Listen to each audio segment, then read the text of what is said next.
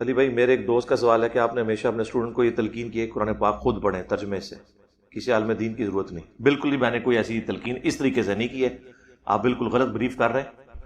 میں نے تو ہمیشہ یہ کہا ہے کہ آپ ترجمے کے ساتھ قرآن پڑھیں ان علماء کا جن پر آپ کا اعتماد ہے، اور اس میں میری سینکڑوں ویڈیوز میں یہ میں نے کہا ہے کہ بریلوی ہو تو احمد بریلوی صاحب کا ترجمہ پڑھ لو، دیوبندی ہو تو اشرفی تھانوی صاحب کا پڑھ لو، اہل حدیث ہو تو جونا گڑھی صاحب کا پڑھ لو، اہل تشیع ہو تو سید فرمان علی شاہ صاحب کا ترجمہ پڑھ لو، اور اگر آپ ان فرقوں سے نکل کے کوئی ترجمہ پڑھنا چاہتے ہیں تو فتح محمد جلندری صاحب کا پڑھ لیں، مولانا مودودی کا پڑھ لیں، پڑھیں صحیح۔ اور پھر اس کے بعد میں نے یہ بھی بات کی تھی کہ آپ سب کے ترجمے کو کمپیئر بھی کریں تو آپ کو اندازہ ہوگا سب نے ایک جیسا ہی ترجمہ کیا ہے، صرف الفاظ کے چناؤ میں فرق ہے۔ وہ تو سر اگر 100 صحابی بھی آ جائیں جنہیں اردو آتی ہو اور انہیں ہم قرآن کا ایک صفحہ دیں کہ جی یہ آپ ذرا ترجمہ کریں اردو میں، تو کیا 100% ایک الفاظ کے ساتھ ترجمہ ہو رہا ہوگا؟ نہیں، مفہوم سب کا ایک ہوگا۔ اکا دکا جگہ اگر کسی عالم نے ڈنڈی ماری ہے تو وہ پکڑا بھی گیا۔ اس پہ میری ڈیٹیل ویڈیو ہے یوٹیوب کے اوپر، قرآن کی 8 ٹرانسلیشنز اور علماء کا دھوکہ۔ علماء نے دھوکہ یہ دیا ہے کہ آپ پہلے عربی سیکھیں، آپ عربی سیکھ بھی لیں ان کے کہنے پہ، عربی سیکھ کے جب آپ ترجمہ کریں گے نا تو یہ آپ سے پتہ کیا کہیں گے کہ آپ کو زیادہ عربی آتی ہے یا مذہب بریلوی کو؟ یہی کہیں گے نا، تو پھر ڈائریکٹ آپ مذہب بریلوی صاحب تک پہنچ جائیں۔ رہ گئی اردو تو وہ ہماری مادری زبان ہے، وہ تو صحابہ کرام کی بھی مادری زبان تھی عربی، ان میں سے اکثر پڑھے لکھے لوگ نہیں تھے لیکن چونکہ ان کی زبان میں تھا انہیں سمجھ آتی تھی۔ اردو میں اگر احمد بریلوی سے بہتر کو بریلوی ترجمہ کر سکتا ہے تو آئے سامنے، اگر کوئی دیوبندی کہتا ہے میں اشرفی تھانوی سے بہتر ترجمہ کر سکتا ہوں تو آئے سامنے۔ ہم نہیں کچھ کریں گے، ان کے اپنے لوگ ہی ان کے ساتھ کریں گے۔ تو آپ نے ضرور ویل انوینٹ کرنا ہے، ہم کہتے ہیں انہی سے آپ انہی کے ترجمے پڑھیں، اور اس کے بعد میں کہتا ہوں تفسیریں نہ آپ پڑھیں، آپ ترجمہ پڑھیں اور تفسیر اس کی دیکھیں جو قرآن اور سنت کے مطابق کراس ریفرنس دے رہا ہو، قرآن کی آیت سے یا صحیح الاسناد احادیث سے۔ میں نے کبھی علماء سے توڑا نہیں ہے، میں اگر مولویوں سے یہ کہتا ہوں کہ یہ آپ کو پڑھنے نہیں دیتے۔ حضرت عبداللہ بن عمر سے روایت ہے، آپ صلی اللہ علیہ وسلم نے فرمایا 4 حضرات عبداللہ بن مسعود اور حضرت سالم، ابی ابن کعب اور معاذ ابن جبل سے قرآن کی، تو بالکل صحیح ہے، یہ تو بخاری مسلم میں حدیث ہے۔ تو اس حدیث کا اگر میں پھر آپ کے ساتھ پہلے تو پھکی والا جواب دوں، ان 4 کے علاوہ پھر کسی کو قرآن نہیں آتا تھا نا، اس میں تو حضرت ابو بکر عمر عثمان و علی کا نام ہی نہیں ہے۔ اگر اس حدیث کا کوئی مطلب یہ لیتا ہے کہ ان کے علاوہ کسی کو قرآن نہیں آتا تھا تو پھر تو خلفائے راشدین کو قرآن نہیں آتا تھا، ان 4 بندوں سے سیکھو۔ یہ 4 وہ لوگ تھے جو قرآن کے حافظ تھے، اور یہ حافظ جو ہے بریلوی دیوبندیوں کے مدرسے والے حافظ نہیں کہ جنہیں یہ پتہ ہی نہیں ہے کہ قرآن کے اندر لکھا کیا ہوا ہے۔ انہیں قرآن زبانی یاد تھا، اس زمانے کے اندر مصحف نہیں ہوا کرتے تھے، یہ آپ کو پوری بات نہیں بتاتے ہیں۔ اس زمانے کے اندر یہ نہیں ہے کہ مارکیٹ میں آپ پیسے دے کے تو قرآن خرید لیں گے، پتوں کے اوپر، کھالوں کے اوپر، چمڑے کے اوپر قرآن لکھا جاتا تھا، پورا قرآن کسی کے پاس ہوتا نہیں تھا۔ اب جب کسی کے پاس قرآن موجود نہیں ہے تو پھر آپ ان لوگوں کے پاس جائیں گے جنہیں قرآن زبانی یاد ہو۔ آپ کے پاس تو اس سے بہتر آپشن موجود ہے، موبائل فون۔ عبداللہ ابن مسعود سے اگر آپ کہیں نا کہ ان اللہ و ملائکتہ یصلون علی النبی اللہم صلی علی محمد وعلی آل محمد، یہ آیت جو ہے وہ تو یہ تو آپ کو وہ بتا دیں گے کہ سورۃ الاحزاب میں یہ آیت ہے۔ اگر ان سے ہی پوچھیں کس نمبر کے اوپر ہے تو وہ نہیں بتا سکیں گے، اس لیے کہ اس زمانے میں آیات کی نمبرنگ نہیں ہوئی تھی۔ لیکن ہمارے تو بچے کو پتا ہے کہ سورۃ الاحزاب کی 56 نمبر یہ آیت ہے۔ عبداللہ ابن مسعود کے ہاتھ میں مصحف ہونا، ان سے پہلے ہمارا بچہ اس آیت کو نکال لے گا۔ یہ مانتے ہیں کہ نہیں؟ اس میں توہین والے پہلو کو آپ سائڈ پہ رہنے دیں، کوئی پڑھی لکھی گل کرو، ان مولویوں نے چھوڑ دو۔ دیکھو نا جی، میں تو سب سے ٹکر لی ہے نا کوئی، بلکہ امام بخاری نے صحیح بخاری لکھی ہے نا۔ اگر ہم امام بخاری سے کہیں نا کہ آپ یہ بتائیں کہ عمار کو باغی جماعت قتل کرے گی، عمار انہیں اللہ اور جنت کی طرف بلائے گا، وہ جماعت دوزخ کی طرف بلائے گی، یہ صحیح بخاری میں حدیث جو لکھی ہے آپ نکالیں، ان سے پہلے ہمارا بچہ یہ حدیث نکال لے گا، وہ 2812 نمبر ڈالے گا، امام بخاری کو کہے گا حضرت آپ تو صفحے یہ دیکھیں میں نے نکال دی۔ تو امام بخاری اس پہ غصہ نہیں کھائیں گے کہ تو میرے تو بڑا مولوی ہے، وہ خوش ہوں گے کہ یار اتنی ویلیو ایڈیشن کی ہے بعد کے لوگوں نے۔ امام مسلم کو یہ حدیث ڈھونڈنے میں ٹائم لگے گا کہ علی سے محبت نہیں رکھے گا مگر مومن، علی سے بغض نہیں رکھے گا مگر منافق، لیکن ہمارا بچہ تو صحیح مسلم میں 240 ڈال کے سیکنڈز کے اندر سامنے رکھ دے گا۔ تو اس وقت کی برکات ہے نا. تو یہ جو کہا گیا 4 بندوں سے قرآن سیکھو، یہ نہیں ہے کہ 4 بندوں سے قرآن سیکھنے کے بعد کہو کہ جو بزرگ فرماتے ہیں ہم نے وہ کرنا ہے. وہ سیکھنا ہے اس لیے کہ مصحف ہے نہیں تھا، تو پھر جس کے پاس زبانی تھا اسی سے سیکھنا تھا. ہم تو علماء سے بھی کہہ رہے ہیں کہ آپ سکھائیں. کوئی ایک مدرسہ بتائیں اس روئے ارض کے اوپر جو حافظ قرآن کو اس وقت تک ڈگری نہ دیتا ہو جب تک کہ اسے یہ نہ پتا اس میں کیا لکھا ہوا ہے. تو آپ سب کے سر، آپ سے مراد علماء کے، شرم سے جھک جائیں گے. آپ کے سارے مدرسوں میں بغیر ترجمہ پڑھائے ہوئے ڈگری دیتے ہیں حافظ کو. تو یہ حافظ ہیں جن سے آپ نے قرآن سیکھنا ہے. رہ گئے علماء تو ان کا آپ کو علمی لیول پتہ ہی ہے، ان کا قرآن سے کوئی شغف ہی نہیں، کیونکہ قرآن کا ترجمہ تو ان کی موت ہے. نہ یہ قرآن کی توحید کے اوپر ہے، نہ قرآن کی رسالت کے اوپر ہے. قرآن کی توحید پہ یہ جائیں گے تو جا کے بابوں کو اور قبروں کو پکاریں گے، یا یہ لکھیں گے المعند کی طرح کہ ہم قبروں سے جائز طریقے سے فیض لینے کے قائل ہیں. تو لوگ تو پوچھیں گے حضرت قرآن میں تو یہ کہیں نہیں لکھا ہوا، حدیث میں تو کہیں نہیں لکھا ہوا. تو ان کی موت ہے. جب یہ امت کو یہ پابند کریں گے کہ آپ نے 4 ہستیوں میں سے ایک کا مقلد ہونا ہے ورنہ آپ کا ایمان ہی مکمل نہیں ہے. ظاہر ہے جب آپ کہہ رہے ہیں تقلید واجب ہے تو اس کا مطلب ہے وہ بنیادی چیز ہے، اس کا تارک جو ہے وہ حرام کا مرتکب ہے. تو ایک معصوم آدمی تو آپ سے سوال کرے گا کہ ان 4 امام اگر اتنے امپورٹنٹ تھے تو قرآن میں ان کا کہیں نام آیا ہو، حدیثوں میں کہیں آیا ہو؟ یا اگر کہیں گے ہیں ہی کہیں گے نا. بھائی ایک بندہ جس نے امت کے اینڈ پہ آنا تھا چند سالوں کے لیے، امام محمد مہدی، اس کے بارے میں ابو داؤد میں مسند احمد میں کتنی حدیث ہے کہ قیامت اس وقت تک قائم نہیں ہوگی جب تک کہ میری بیٹی فاطمہ کی اولاد میں سے میرے ہی نام پر ایک شخص نہ پیدا ہو جائے جو پوری دنیا کو انصاف سے بھر دے گا. محمد مہدی. جس بندے نے چند سالوں کے لیے قرب قیامت میں آنا ہے اس کے بارے میں تو بخاری مسلم میں احادیث موجود ہوں، ابو داؤد مسند احمد میں احادیث موجود ہوں. اور جن بندوں کے اوپر انہوں نے پوری امت کو کھڑا کیا ہوا ہے حضور کے زمانے کے 200 سال سے لے کے قیامت تک، ان کے نام ہی نہ موجود ہو، نہ ان کا کہیں پہ ذکر ہو. امام مہدی کے بارے میں 10 حدیثیں، ان کے بارے میں 10,000 ہونی چاہیے تھی، کیونکہ مہدی سے تو بڑی پرسنالٹی ہے نا. مہدی نے تو آنا چند سال کے لیے. امام حنیفہ، امام شافعی، امام مالک، احمد بن حنبل کو تو یہ ریٹائر ہی نہیں کرنے کے لیے تیار ہو رہے. یہ ان کی توہین نہیں ہے، ہم ان کی تعلیمات سے استفادہ کرتے ہیں، لیکن اجتہاد اسلام کی خوبصورتی ہے. امام شافعی نے 80% مسائل میں امام حنیفہ کے خلاف فتوے دیے ہیں، کیونکہ امام شافعی نے بنیاد رکھی صحیح احادیث کے اوپر. امام حنیفہ تک احادیث نہیں پہنچی تھی، انہوں نے تابعین کے اقوال اور اپنے اجتہاد کے مطابق غلط فیصلے کر دیے، ان کے اپنے شاگردوں نے اس کو بدلا. تو آج بھی جو آج کے مسائل ہیں، یعنی ویڈیو کیمرے کا مسئلہ امام حنیفہ بتائیں گے، امام شافعی بتائیں گے، یا میں بتاؤں گا آپ کو، یا مولانا تقی عثمانی صاحب بتائیں گے؟ آج کے دور کے مسئلے ہیں. تو اجتہاد اسلام کی خوبصورتی یہ جاری رہے گا. کتاب اللہ، سنت اور اجماع. اور اجماع بھی پوری امت جس کو مانتی ہو، چند لوگ نہیں.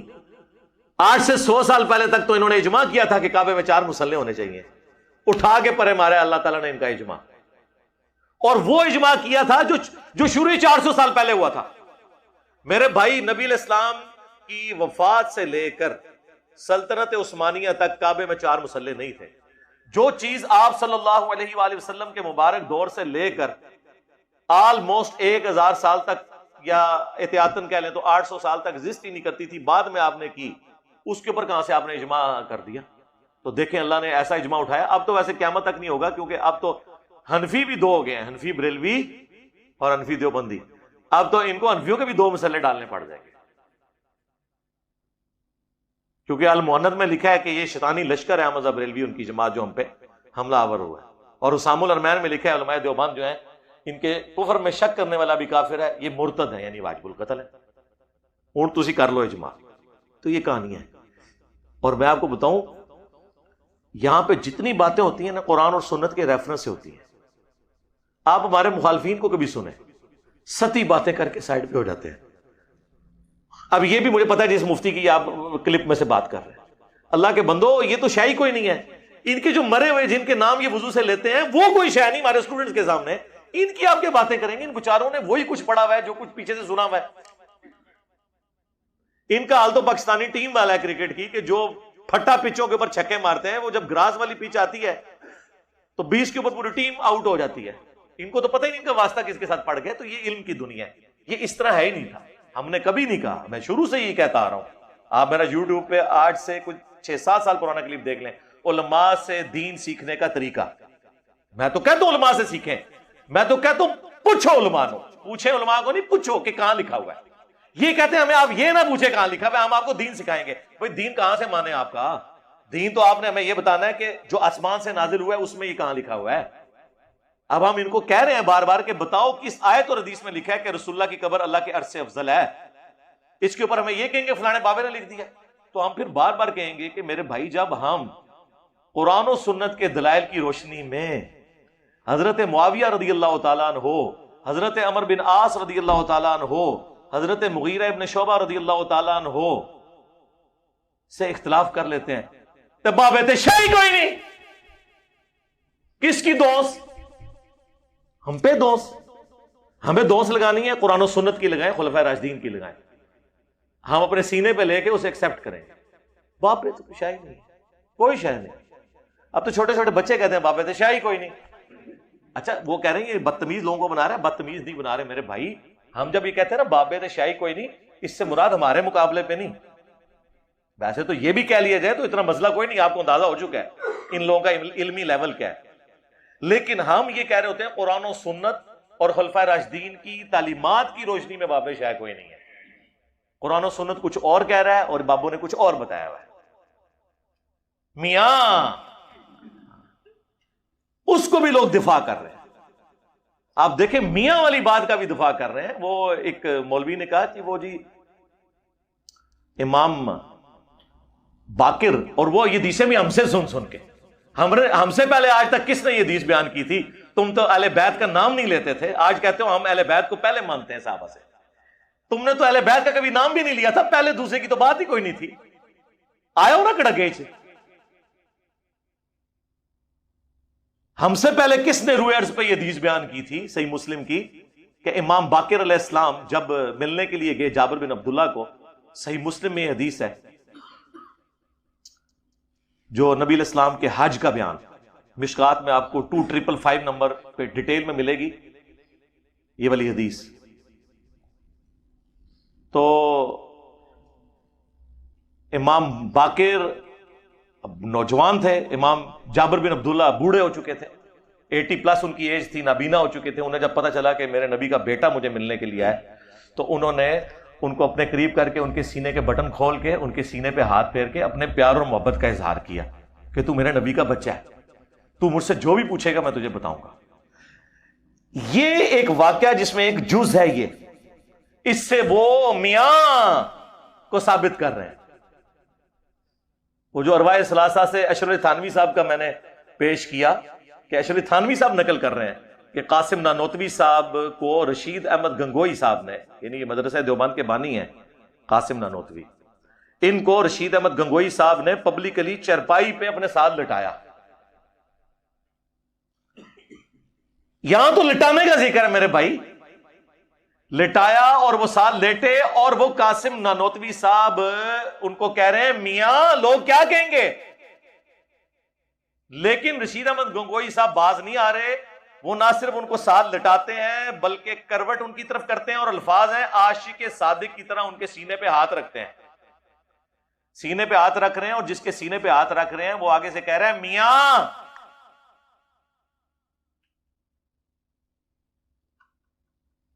یہاں جابر بن عبداللہ نے جب پیار اور محبت کا اظہار کیا تو امام باقر نے تو کوئی آگے سے بات نہیں کی، اور وہ کوئی لٹایا تو نہیں تھا. دو مختلف واقعات کو اپنے بابوں کو ثابت کرنے کے لیے کس لیول تک اگر یہ سمجھتے ہیں نا تو بس ٹھیک ہے، یہ اپنے ممبروں پہ بیان کریں. اور یہ انہوں نے لکھا ہوا ہے کرامات اولیاء، ایسے جو کہ کرامت ہوئی ہے. ایک کرامات اولیاء ہے کہ ایک ولی نے دوسرے ولی نو اپنے نال لٹا لیا ہے، کامیاب ہو گیا، وہ دی کرامت ہے. تو پھر مفتی عبدالعزیز جیسے لوگ مدرسوں سے نکلیں گے نا، جب بڑوں نے کام ڈالے ہوئے ہیں تو چھوٹے کہنے کے کیوں بھائی اسی نہیں فیض دے سکتے جائز طریقے نال. کہتے ہیں نا وہ بزرگوں کے قبروں اور سینوں سے جائز طریقے سے، یہ جائز طریقہ ہے، وہ سینے پہ اس طریقے سے ساتھ لٹا کے اس میں الفاظ ہے عاشق صادق کی طرح اے جی سینے تو فیض قبر تو فیض تھے. تو میں دستا سی کہ اسی میں لکھا ہوا ہے کہ قاسم نوتوی صاحب مرنے کے 6 سال کے بعد قبر سے نکل کر فزیکلی بیداری میں 2 دیوبند کے مولویوں کی صلح کرا کے اندر چلے گئے. قبروں سے فیض تو یہ تھا، سینے سے فیض بھی پتہ چل گیا. تو کہتے ہیں جی ان کا پسینہ چھوٹ گیا. لوگوں نے کہا حضرت سردیوں میں آپ کو اتنا پسینہ، انہوں نے کہا حضرت نانوتوی آئے تھے ابھی مردہ نکل کے آ جائے تو پسینے کے ساتھ بہت کچھ اور بھی نکل جاتا ہے. اور نیچے اشری تھانوی صاحب نے اس پہ حاشیہ لگایا، پتہ کیا لکھا انہوں نے کہا ہو سکتا ہے کہ حضرت کو اللہ نے الگ سے ایک جسم دیا ہو قبر سے نکلنے کے لیے، یا روح نے اپنا جسم اپنی خبیر سے خود تیار کر کے باہر آ گئی ہو. جی کم باذن اللہ. نہیں تو حضرت عیسیٰ اگر مورت مار دے زندہ کر دے تو قاسم نوتوی اپنے آپ خود پھونک مار کے پڑا زندہ نہیں کر سکتا. اے کہانیاں تو اس لیے آپ دیکھیں یہاں سے مفتی صاحب گئے ہیں کراچی جا کے 53 منٹ چیخے ہیں میرے اوپر. وہ تو 53 منٹ میرے پہ چیخنے کی بجائے نا 3 عقیدے میں نے بتائے تھے نا المحنت کے، 10 منٹ ان کے اوپر لگاتا، 30 منٹ، اور باقی کے جو 23 منٹ تھے نا تو وہ جو چیخنا تھا چیخ لیتا. اور ہم 2 گھنٹے یہاں بولے ہیں جسے کہہ رہے ہیں فضولیات. ان 2 گھنٹوں میں ہم نے درجنوں آیات اور سینکڑوں احادیث بیان کر کے ایک ایک چیز امت کو بتائی ہے. ابھی آخری کلپ آ رہا ہے، وہ ہم نے تیار کر لیا 3-4 دنوں تک. اس کا نام یہ لاسٹ کلپ، جس میں ان تینوں عقیدوں کو ایک جگہ جمع کر کے 26 منٹ کا وہ کلپ ہے. وہ سب کو وہ شیئر کرائیں کہ یہ مسئلہ ہے یار میرے بھائی، آپ مقدمے کو دوسری طرف کیوں لے کے جا رہے ہیں؟ جواب دیں. 53 منٹ بجائے چیخنے کے آپ 10 منٹ لگا کے بتائیں کہ یہ آیت ہے جی دیکھیں رسول اللہ کی قبر اللہ کے عرش سے افضل ہے. اور صحابہ کے پاس تو حضور کے بال مبارک تھے، انہوں نے نہیں کبھی کہا کہ یہ بال اللہ کے عرش سے افضل ہے. آپ قبر مبارک کو کہہ رہے ہو. خدا کے لیے خوف خدا کرو. تو ہم کہتے ہیں علماء سے پوچھے نہیں، پوچھو علماء. ٹھیک ہو گیا. علی بھائی امید ہے کہ آپ خیریت سے ہوں گے. میں نے آپ کا ایک چھوٹا سا ویڈیو کلپ دیکھا جس میں آپ فرما رہے تھے کہ ابوبکر صدیق رضی اللہ تعالیٰ عنہ انکار کرنے والے اسلام سے خارج نہیں ہوتا. میں نے پوری ویڈیو ڈھونڈنے کی کوشش کی. مسئلہ میرے بھائی یہ میں آپ کو پہلے بھی عرض کر چکا ہوں. میں نے ایک ویڈیو ریکارڈ کروائی تھی وائی FIR کویسٹ ان لاہور ہائی کورٹ، جو میرے خلاف ایک جھوٹا مقدمہ انہوں نے قائم کیا تھا. اس میں نے پرنسپلی جتنے بھی میرے شارٹ ویڈیو کلپس بنتے ہیں ان کو جج کرنے کا آپ کو طریقہ بتا دیا تھا. یہ پیورلی ٹیکنیکل علمی بحثیں ہیں. اس میں نے یہ چیز ڈسکس کی تھی کہ اگر کوئی شخص تعویل کی غلطی کی وجہ سے کسی کو کافر کہتا ہے تو اس پہ کفر نہیں لوٹتا، اس کی وجہ ہے. ہاں اگر کوئی مسلمان سمجھتے ہوئے کسی کو کافر کے پھر معاملہ رکھے. اس میں نے بتایا تھا بخاری مسلم میں حدیث ہے، ابن ابی بلتا کو منافق کہہ دیا تھا حضرت عمر فاروق نے رضی اللہ تعالیٰ عنہ علیہ السلام، کیونکہ انہوں نے نبی علیہ السلام کا راز لیک کر دیا تھا. کفار مکہ کو بتا دیا تھا کہ حضور مکے کی طرف چڑھائی کرنے آ رہے ہیں، اور اس کے اگینسٹ یہ منفعت مانگی تھی کہ تم نے میری جو فیملی ہے، میرے وہاں پہ جو ایسٹس ہیں ان کو نقصان نہ پہنچانا. تو یہ تو غداری تھی نبی کے ساتھ. تو نبی علیہ السلام نے پھر حضرت عمر کو اجازت نہیں دی، فرمایا کہ عمر چھوڑ دو، تمہیں نہیں پتا کہ بدری اصحاب کی اللہ نے اگلی پچھلی غلطیاں معاف کر دی. لیکن حضرت عمر کو حضور نے یہ نہیں کہا کہ تم نے اس بدری صحابی کو منافق کہا ہے، کافر سے بھی اگلی ڈگری، تو تم توبہ کرو، تم پہ توبہ واجب ہے. یہ پیورلی ٹیکنیکل بحث ہے. ہم پھر وہی بات کریں گے کہ اسلام میں داخل کرنے کے لیے جو باتیں منوانا ضروری ہیں، اسلام سے نکالنے کے لیے بھی انہی باتوں کا انکار کروانا ضروری ہے. اسلام میں داخل کرنے کے لیے اللہ، رسول، قرآن، آخرت، ختم نبوت، جو ہمارے آئین میں بھی ڈیفینیشن ڈال دی گئی ہے، تو وہاں پہ کوئی حضرت ابو بکر، عمر، عثمان، علی کے نام تو نہیں ڈلے ہوئے، نہ امام حنیفہ، امام شافعی، امام بن حنبل، امام مالک کے نام ڈلے. ہم یہ نہیں کہتے کہ ان ہستیوں کی توہین کی جائے، لیکن ہم کہتے ہیں کہ اسلام کی جو بنیادیں ہیں نا آپ ان کے اوپر رہیں. اگر شخصیات کے اوپر آئیں گے تو پھر معاملات بہت دور تک جائیں گے، آپ کے لیے مصیبت کھڑی ہو جائے گی. اگر آپ کے سامنے کوئی حدیث لے آئے صحیح مسلم کی 240، علی سے محبت نہیں رکھے گا مگر مؤمن، علی سے بغض نہیں رکھے گا مگر منافق، اور کوئی شخص آپ سے یہ سوال کرے کہ جنہوں نے حضرت علی کے خلاف تلوار اٹھائی تو حضرت علی کا بغض ان کے دل میں تھا کہ نہیں؟ آپ کے نہیں، محبت سے اٹھائی تھی. جس طرح کہتے ہیں نا جی وہ غصے میں تھا تو اس لیے طلاق دے دی، تو آپ کا مقدمہ کو مانے گا؟ سب لوگ آپ سے یہ کہیں گے کہ نہیں یار یہ کیسے ہو سکتا ہے کہ محبت میں تلوار اٹھا لی. پھر آپ کو بادل ناخواستہ یہ ماننا پڑے گا کہ جی دشمنی تھی، اور پھر وہ آگے یہ حدیث رکھے اور کہ لگاؤ اب میتھمیٹیکل فارمولا اور ایک ایک کو پکڑ کے ڈکلیئر کرو. چلے اصحاب جمل کو تو ہم بچا لیں گے کہ انہوں نے معافی مانگ لی مولا علی سے. سیدنا طلحہ، زبیر، سیدہ عائشہ رضی اللہ عنہم اجمعین وعلیہم السلام اجمعین. اصحاب صفین کا کیا کریں گے؟ وہ تو آخری وقت تک بغاوت کے اوپر قائم رہے. تو آپ کے لیے مسئلہ خراب ہو جائے گا. یہ ٹیکنیکل بحث ہیں میرے بھائی، ان مسئلوں میں ہمیں نہ الجھائیں. ہم نے جتنا پرنسپلی آپ کو بتایا اتنا ہی رہیں، یہ آپ کے لیے خود مسئلے بن جائیں گے. اور یہ جو کچھ بھی میں باتیں کرتا ہوں، میں نے کئی دفعہ چیلنج کیا ہے کہ اس پلیٹ فارم سے میں نے آج تک کوئی ایک نظریہ ایسا نہیں بتایا جو امت میں کسی نہ کسی کا نہ رہا ہو. اگر آپ سمجھتے ہیں کہ کسی نہ کسی کا یہ نظریہ نہیں رہا، یہ پہلی دفعہ امت میں آ کے میں نے انجیکٹ کیا ہے، جس طرح کہ غامدی صاحب نے کئی مسئلے نئے انجیکٹ کیے ہیں امت میں جو پہلے نہیں تھے، اور میں نے ان کا علمی رد کیا. باقی لوگ تو صرف گالی گلوچ ہی کرتے ہیں. میرا کوئی نظریہ بتائیں کہ ہاں جی یہ انجینئر صاحب جو یہ کہہ رہے ہیں نا، یہ پہلے کوئی نہیں کہتا تھا. تو ان کو پتا ہے کہتا کیا تھا، لوگ لکھ کے چلے گئے ہیں. جب لکھ کے لوگ چلے گئے ہیں تو کہنا تو چھوٹی بات ہوگی نا، ہم تو ریٹن میں دکھا دیں گے، تو کوئی ایسا نکال نہیں سکتا. لیکن ان کا مسئلہ یہ ہے کہ چونکہ ان کے بڑوں نے ان کو یہ باتیں نہیں بتائی تھی، انہوں نے تو کبھی اہل بیت کا نام تک نہیں لیا تھا.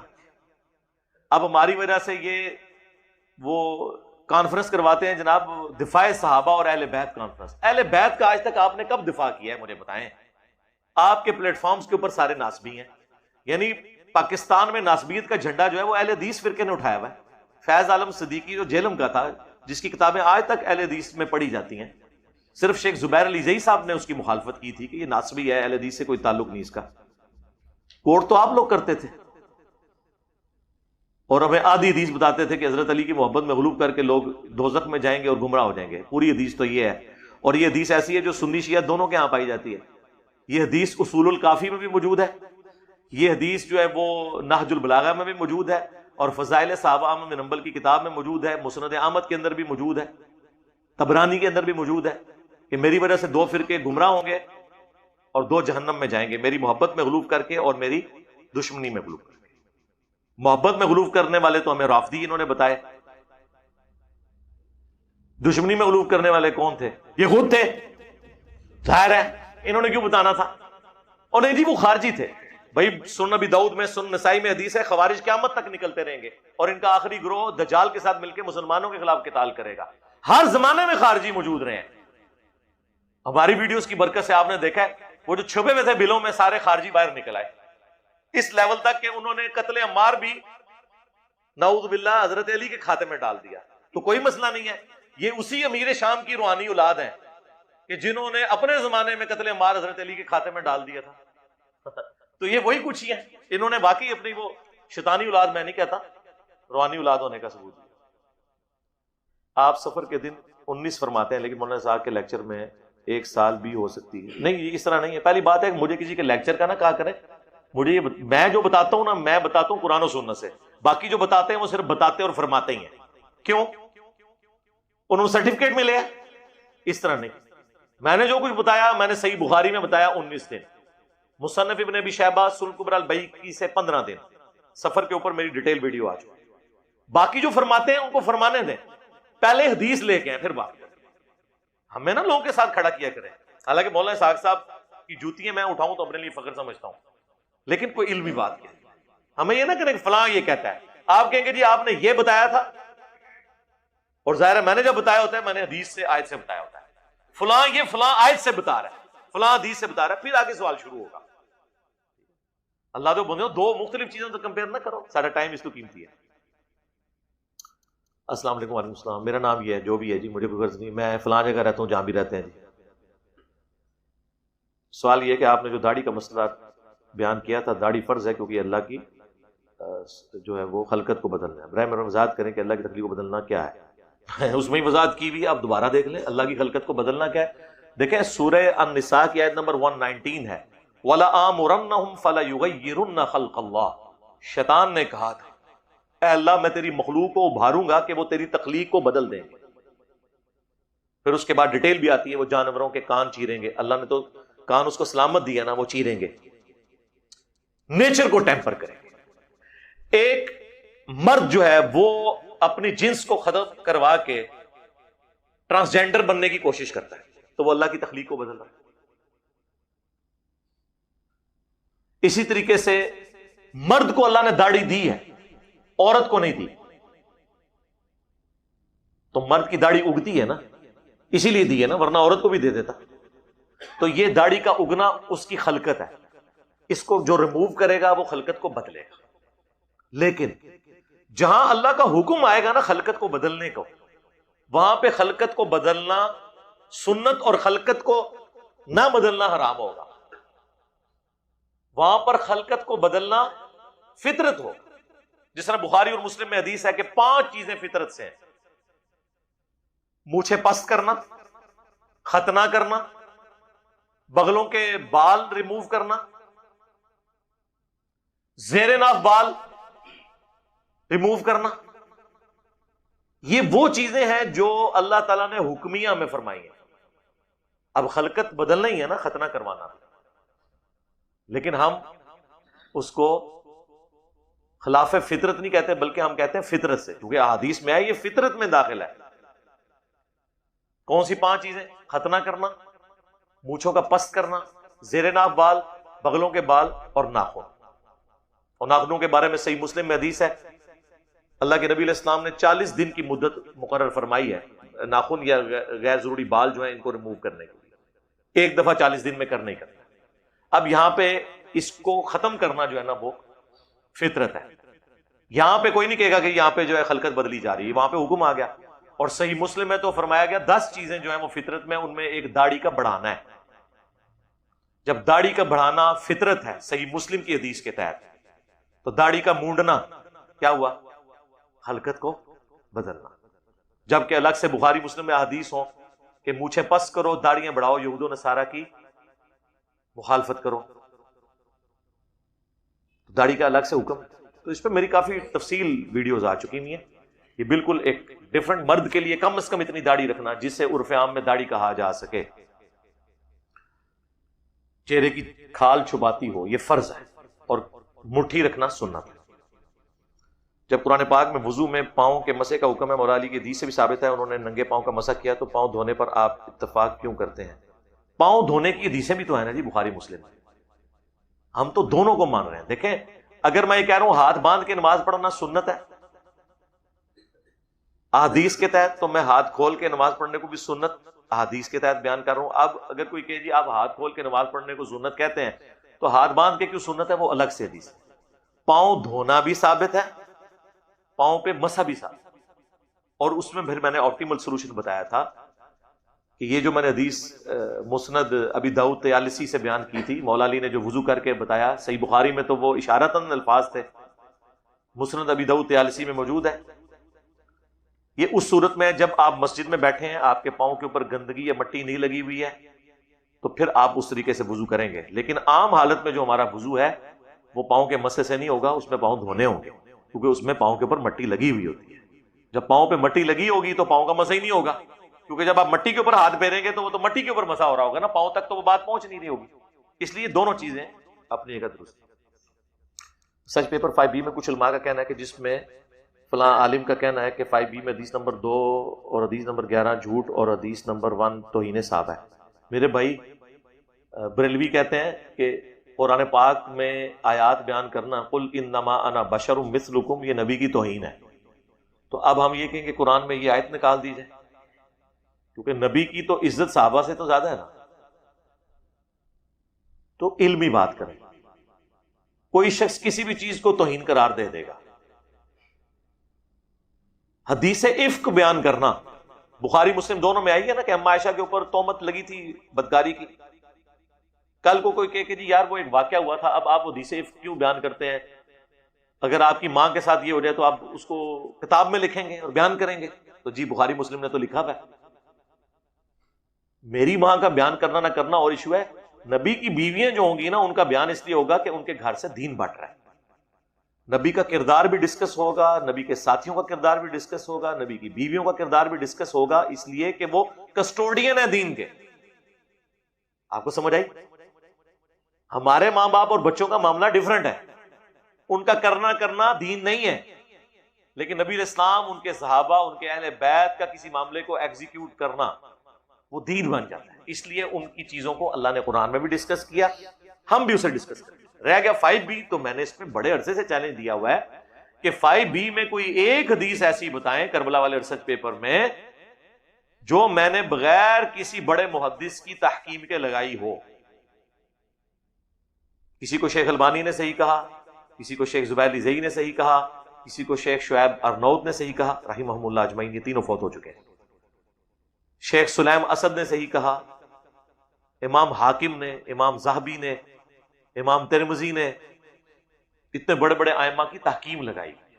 اب آپ کو حدیثیں ہضم نہیں ہوتی ہیں تو سر 5B میں تو 50% سے زیادہ احادیث بخاری مسلم سے ہیں، اس کے اوپر تو اہل حدیث مانتے ہیں کہ وہ صحیح ہیں.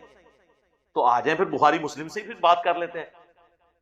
میں نے کئی بار کہا ہے یہ بخاری مسلم کی احادیث اپنے سٹیج سے بیان نہیں کر سکتے. میں پھر یہ چیلنج کرتا ہوں، یہ حدیثیں جو میں نے 5B میں لکھی ہیں نا، ان کو اپنے سٹیج سے بیان کر کے نا جمعے کے خطبوں میں اس کی تشریح بیان کر.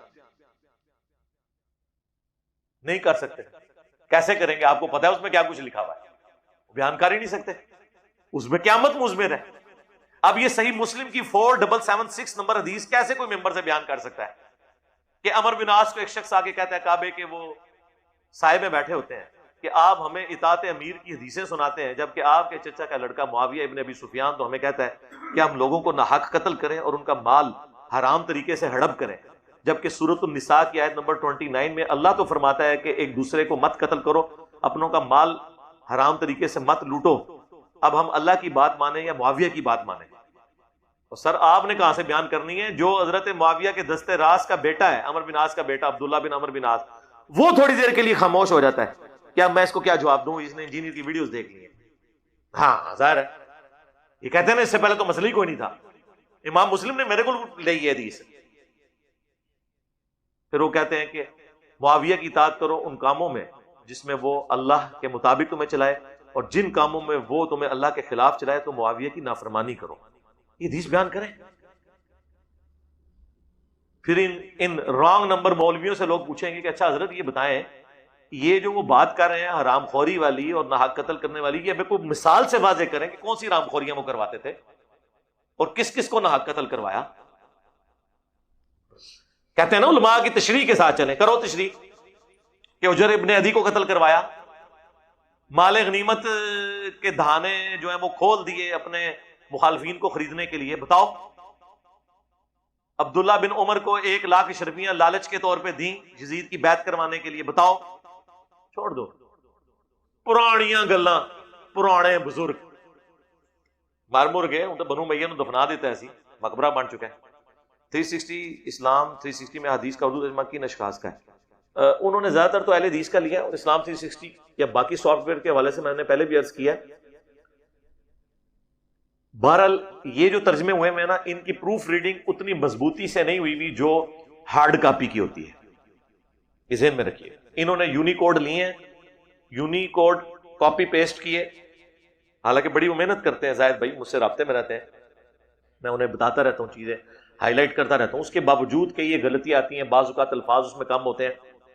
اسی لیے آپ دیکھتے ہیں کہ ہماری کسی ویڈیو میں یونیکوڈ میں حدیث نہیں لگی ہوتی، ہم اوریجنل جو کتاب پرنٹ ہوئی ہوئی ہے نا اس کا امیج لگاتے ہیں، کیونکہ جو کتاب پرنٹ ہوتی ہے نا وہ 25-30 علماء کا بورڈ بیٹھتا ہے، ٹائپنگ کے بعد اس کو لاوارث نہیں چھوڑتے. اور دارالسلام والوں کو تو میں داد دوں گا، انہوں نے باقاعدہ علماء کے پینلز بنا کے بڑی بھاری برگم تنخواہوں کے اوپر وہ علماء رکھے ہوئے جو اس کی پروف ریڈنگ کرتے ہیں، زبر زیر کی غلطی بھی نہیں ہونے دیتے وہ. اس کے بعد وہ کتابیں ہوتی ہیں پرنٹ، ظاہر ہے اس کے اوپر کروڑوں کی انویسٹمنٹ ہوتی ہے. اب یہ اسلام 360 والے تو بیچارے حالانکہ یہ بھی خرچہ کر رہے ہیں، ان کا بھی 2 سے 3 ملین مہینے کا خرچہ ہے، لیکن بہرحال ظاہر ہے کہ اس لیول کی احتیاط تو یہاں پہ ممکن نہیں ہے جو ایک بڑا ادارہ کر سکتا ہے.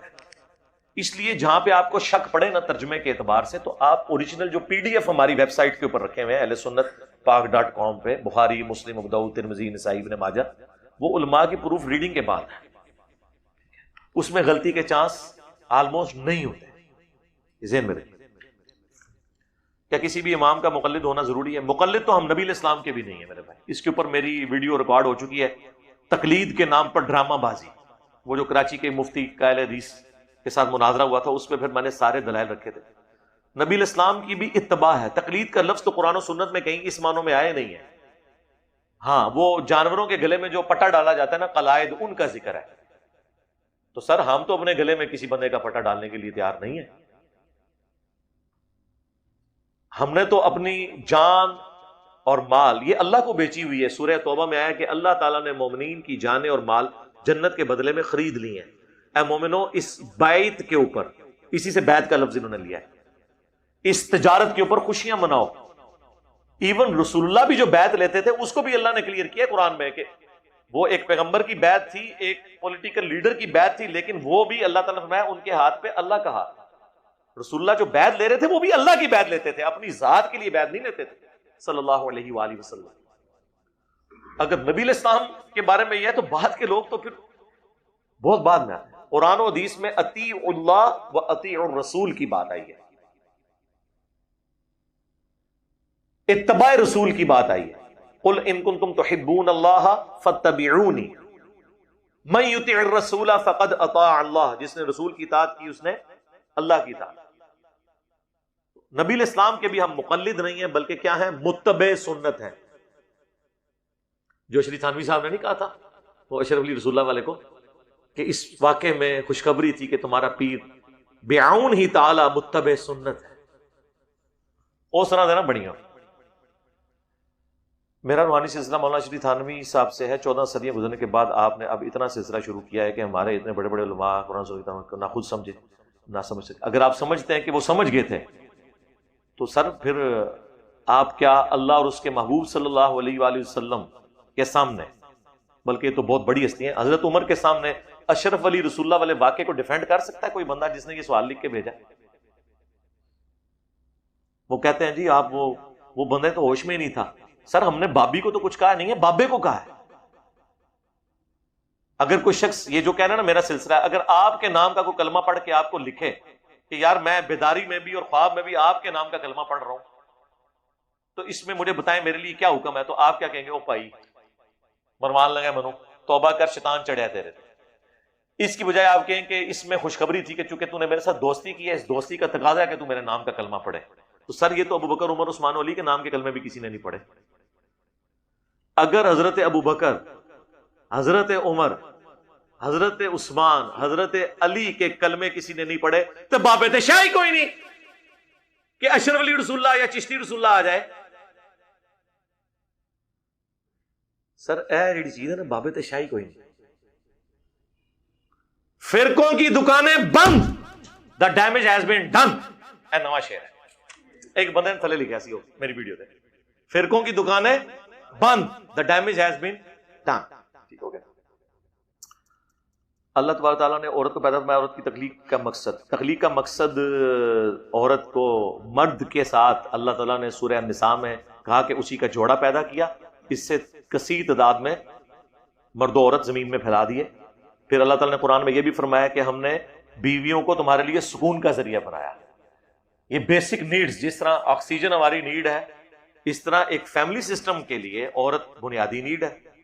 یہ عورت ہیومن ڈگنیٹی میں مرد کے برابر ہے، لیکن رسپانسبلٹیز بعض مرد کی زیادہ ہے، بعض جگہ عورت کی زیادہ ہے. تو تخلیق کا مقصد یہ نہیں ہے کہ وہ ساس سسر کے کپڑے دھوئے گی، نہیں. اس کو مرد کے لیے اللہ نے تخلیق کیا اور مرد عورت کے لیے، دونوں ایک دوسرے کو مل کے مکمل کرتے ہیں. مسلمان کا ظاہر باطن میں قرآن سنت کی رہنمائی، داڑھی کی سنت. ظاہر تو آپ نے دیکھ لیا ہے، ظاہر سے ہم نے کتنا دھوکہ کھایا ہے. ظاہر کے بارے میں اتنا ہی کہوں گا کہ وہ جہاز جس کا انجن خراب ہو چکا ہو اس کو پینٹ کر کے نئی سیٹیں لگا کے آپ اڑا نہیں سکتے. یعنی جس کے عقیدے خراب ہوں، جو دنیا کا کتا بنا ہو، اس کو آپ پگڑی پہنا کے، ہاتھ میں تسبیح پکڑا کے، شلوار ٹخنوں سے اوپر کروا کے اڑا کے جنت میں نہیں پہنچا سکتے جب تک کہ وہ اندر اپنا ٹھیک نہ کرے. تو داڑھی پگڑی یہ باقی ساری چیزیں بعد میں آتی ہیں. اصل چیز عقیدے کی تطہیر ہے، عقیدہ توحید کا ٹھیک ہونا، قرآن و سنت کے مطابق نبی صلی اللہ علیہ وآلہ وسلم کی پیروی اختیار کرنا. باقی ظاہر کی بھی اپنی اہمیت ہے، لیکن اس سے زیادہ اہم چیزیں اور ہیں. ایک داڑھی والا بندہ ممبر پہ آ کے جھوٹ بولتا ہے، جھوٹی روایتیں بیان کرتا ہے، جھوٹا دین بیان کرتا ہے، شرکیہ واقعات بیان کر کے وہ امت کو شرک کے اوپر ابھارتا ہے. اس سے تو بہتر تھا ایک کلین شیو بندہ آ کے توحید بیان کرتا. اس سے داڑھی کی توہین نہیں ہو رہی، ریشو پروپورشن ڈسکس ہو رہا ہے. یعنی اگر میں آپ سے کہوں کہ نماز زیادہ اہمیت کی حامل ہے یا روزہ، تو دنیا کا ہر مسلمان کہے گا جی نماز. اس کا قطعاً یہ مقصد نہیں ہوگا کہ وہ روزے کو فرض نہیں سمجھتا، لیکن ریشو پروپورشن کی بات. اگر میں آپ سے کہوں کہ توحید زیادہ امپورٹنٹ ہے یا رسالت، تو آپ کہیں گے جی توحید، کیونکہ رسالت بھی توحید کی انٹروڈکشن کے لیے دنیا میں رسول آئے ہیں. اس کا قطعاً یہ مقصد نہیں ہوگا کہ کوئی شخص پیغمبروں کا انکار کر رہا ہے. سمجھ رہے ہیں آپ اس بات کو؟ یہ ٹیکنیکل ڈسکشنز ہوتی ہیں ریشو پروپورشن کے اعتبار سے. مشرکین عرب کہتے تھے ہم جو ہے وہ حاجیوں کو پانی پلاتے ہیں، ان کی خدمت کرتے ہیں، بس یہی کافی ہے، لنگر کھولے ایسے. اللہ نے فرمایا کہ تم اللہ، اس کے رسول اور آخرت پہ ایمان لانے کو، اس پیغمبر کے ماننے کو، ان پہ عقیدہ رکھنے کو حاجیوں کی خدمت کے برابر سمجھتے ہو؟ پیغمبر کو ماننا، اس کی تعلیمات پر عمل کرنا، اس کے مقابلے میں تو حاجیوں کی خدمت شاید کوئی نہیں. لیکن اس کا یہ مقصد نہیں ہے کہ اگر کوئی حاجیوں کی خدمت کرتا ہے تو اسے ثواب نہیں ہوگا، وہ الگ سے ثواب ہے. لیکن جب کمپیریزن کروایا جاتا ہے پھر بتایا جاتا ہے، اس کو کہا جاتا ہے ریشو پروپورشن. اس چیز کا کتنا ویٹیج ہے اس کو اتنا ویٹیج دیا جائے. اگر کوئی کہ جی وہ ماں کے اتنے حق ہیں کہ نبی علیہ السلام نے 3 دفعہ یہ فرمایا ہے کہ سب سے زیادہ اس روئے ارض پہ حسن اخلاق یعنی تمہارے جو حسن سلوک کی حقدار ہے وہ تمہاری ماں ہے، تو اس سے یہ سمجھ لے گا کوئی کہ اس کا باپ یا اس کی بیوی بچے حسن سلوک سے خارج ہو گئے؟ نہیں، ہر چیز کی اپنی جگہ اہمیت ہے، لیکن ریشو پروپورشن. موجودہ دور میں انٹرنیٹ، سوشل میڈیا، یوٹیوب امت کی ہدایت کے لیے ذریعے کے طور پر یوز، یہ ہدایت کا ذریعہ نہیں، گمراہی کا ذریعہ. ٹھیک ہے، آپ سمجھ سکتے ہیں، یہ آپ کی ورڈنگ ہو سکتی ہے. دیکھیں ہر چیز اگر یہ گمراہی کا ذریعہ ہے تو سب سے زیادہ گمراہی کا ذریعہ تو علماء ہے. اس امت کا جو بیڑا غرق ہوا ہے وہ کس نے کیا ہے؟ امت کو غلط دین کس نے بتایا ہے؟ علماء نے. تو فارغ کریں، خود مسئلے سنبھالیں. تو کیا کہیں گے؟ نہیں جی اچھے برے لوگ بھی ہوتے ہیں، لیکن یہاں تو ہے ہی زیادہ تر برے ہیں، لیکن ہم اس سسٹم کو تو برا نہیں کہیں گے، ہم اس میں بہتری کی کوشش کریں گے. تو یوٹیوب کے لیے بھی میرا یہی جواب ہے، جس داڑے مولوی فارغ کر کے تسی ممبراں تے چڑھ کے نا خود تے مسئلے سنبھال لے، اس داڑے یوٹیوب میں بند کرا دیں. چھری کا استعمال جانور کاٹنے کے لیے بھی ہو سکتا ہے تکبیر پڑھ کے، اور بندہ کاٹنے کے لیے بھی. فی نفسی کو چھری کو برا نہیں کہہ سکتے. اور اس دور میں مجھے بتائیں اگر یہ یوٹیوب نہ ہوتی، آپ اور آپ کی آنے والی نسلیں، ان کے دوزخ کا اہتمام تو پورا کر لیا ہوا تھا نا ان علماء نے آپ کے عقیدے بگاڑ کے. تو آپ تو یوٹیوب کا احسان قیامت تک نہیں اتار سکتے. مجھے تو بعد میں آپ لیں، پہلے یوٹیوب کو لیں. ٹھیک ہے. امت مسلمہ پر دعوت تبلیغ کی انفرادی اور اجتماعی ذمہ داریاں، اس میں کئی دفعہ بول چکا ہوں. انفرادی ذمہ داری بخاری مسلم میں حدیث ہے، تم میں سے ہر شخص نگہبان ہے، اس سے اس کی رعیت کے بارے میں پوچھا جائے گا. پھر آپ علیہ السلام نے فرمایا مرد اپنی بیوی اور بچوں پر نگہبان ہے، عورت اپنے خاوند کے مال اور بچوں کے اوپر نگہبان ہے، حکمران اپنی رعایا کے اوپر نگہبان ہے، اس کے بارے میں اس سے پوچھا جائے گا. پھر قرآن حکیم میں آیا، اللہ تعالیٰ نے فرمایا قوا انفسکم واہلیکم نارا، اپنے آپ کو اور اپنے گھر والوں کو دوزخ کی آگ سے بچاؤ. ایک عام بندے نے صرف اپنے بیوی بچوں تک دعوت کا کام کرنا ہے، یا اس کے انڈر جو لوگ آتے ہیں. اس نے افریقہ کے جنگل میں جا کے لوگوں کو کلمہ نہیں پڑھانا. یہ ان ایکسپرٹس کا کام ہے جن کی یہ فیلڈ ہے. غیر مسلموں کو تبلیغ کرنا بھی ہمارے عام عالم کا کام ہی نہیں ہے. جس نے خود قرآن نہیں پڑھا ہوا وہ انجیل کے حوالوں کا جواب اسے دے گا اگر وہ اعتراض کر لیں. اس کے لیے ایکسپرٹ لوگ چاہیے جو یہ کام کریں گے. تو عام بندے کا یہ کام ہے اپنے بیوی بچے اور اپنے زیر اثر یہ کر لے، ان سے جب فارغ ہو جائے پھر باقی لوگوں تک بھی بات پہنچائے. السلام علیکم. وعلیکم السلام. حضرت جی کیا آپ بیعت کرتے ہیں؟ حضرت جی نہیں، کو نہیں کرتے جی بیعت. بیعت کرواتا ہوں میں لوگوں کو، کہتا ہوں کہ سورہ توبہ کی آیت ہے کہ اللہ تعالیٰ نے مومنین کی جانیں اور مال جنت کے بدلے میں خرید لی ہیں، اس بائت کے اوپر خوشیاں مناؤ. بائت کے بارے میں کیا شرعی حکم ہے؟ اس پہ میری یوٹیوب کے اوپر ویڈیو ہے، اس کا نام ہے پیر نصیر الدین نصیر کی بیعت. اس نام سے آپ لکھیں یا بیعت کی شرعی حیثیت، تو میری ویڈیو لاکھوں لوگوں نے دیکھی ہیں، وہ آپ دیکھ لیں. میں نے اس میں کھولا ہے کہ یہ جو بیعت کا سلسلہ ہے تصوف کا، اس میں اسلام کے ساتھ کوئی لینا دینا نہیں ہے. اسلام میں جو بیعت تھی وہ اللہ کی بیعت ہے، اس کے رسول کی بیعت ہے، اور اس کے بعد حکمران وقت کی بیعت. یہ عمران خان صاحب کا کام ہے کہ وہ بیعت لیں آپ سے، وہ بھی قرآن و سنت کے دائرے کے اندر. یا ایھا الذین آمنوا اطیعوا اللہ واطیعوا الرسول واولی الامر منکم، اطاعت اللہ کی، اس کے رسول کی، اور جو تم میں حکمران ہے. لیکن حکمران کو کھلی چھٹی نہیں ہے. فَإِن تَنَازَعْتُمْ فِي شَيْءٍ فَرُدُّوهُ إِلَى اللَّهِ وَالرَّسُولِ، اگر تمہارا جھگڑا ہو جائے حکمران کے ساتھ تو معاملے کو پلٹاؤ اللہ اس کے رسول کی جانب. ان کنتم تؤمنون باللہ والیوم الآخر، اگر تم اللہ اور یوم آخرت پر ایمان رکھتے ہو تو پھر تم اللہ اور اس کے رسول عز وجل و صلی اللہ علیہ وآلہ وسلم سے فیصلہ کرواؤ. نبیوں کے خواب سچے ہوتے ہیں، لیکن آپ صلی اللہ علیہ وآلہ وسلم نے دجال کو کعبے کا طواف کرتے ہوئے خواب میں دیکھا، مگر دجال تو مکے میں داخل نہیں ہوگا. اس کے اوپر پوری ویڈیو ریکارڈ ہو چکی ہے، مجلس نمبر 144، 50 کے قریب اس کے اوپر حوالے لگ چکے ہیں. ابھی تک یوٹیوب پہ ہم نے پبلش نہیں کیا ہے، کیونکہ بیچ میں یہ آئے دن ہی کو نئے کام کھل جاتے ہیں. وہ کچھ دنوں تک یہ ویڈیو آ جائے گی.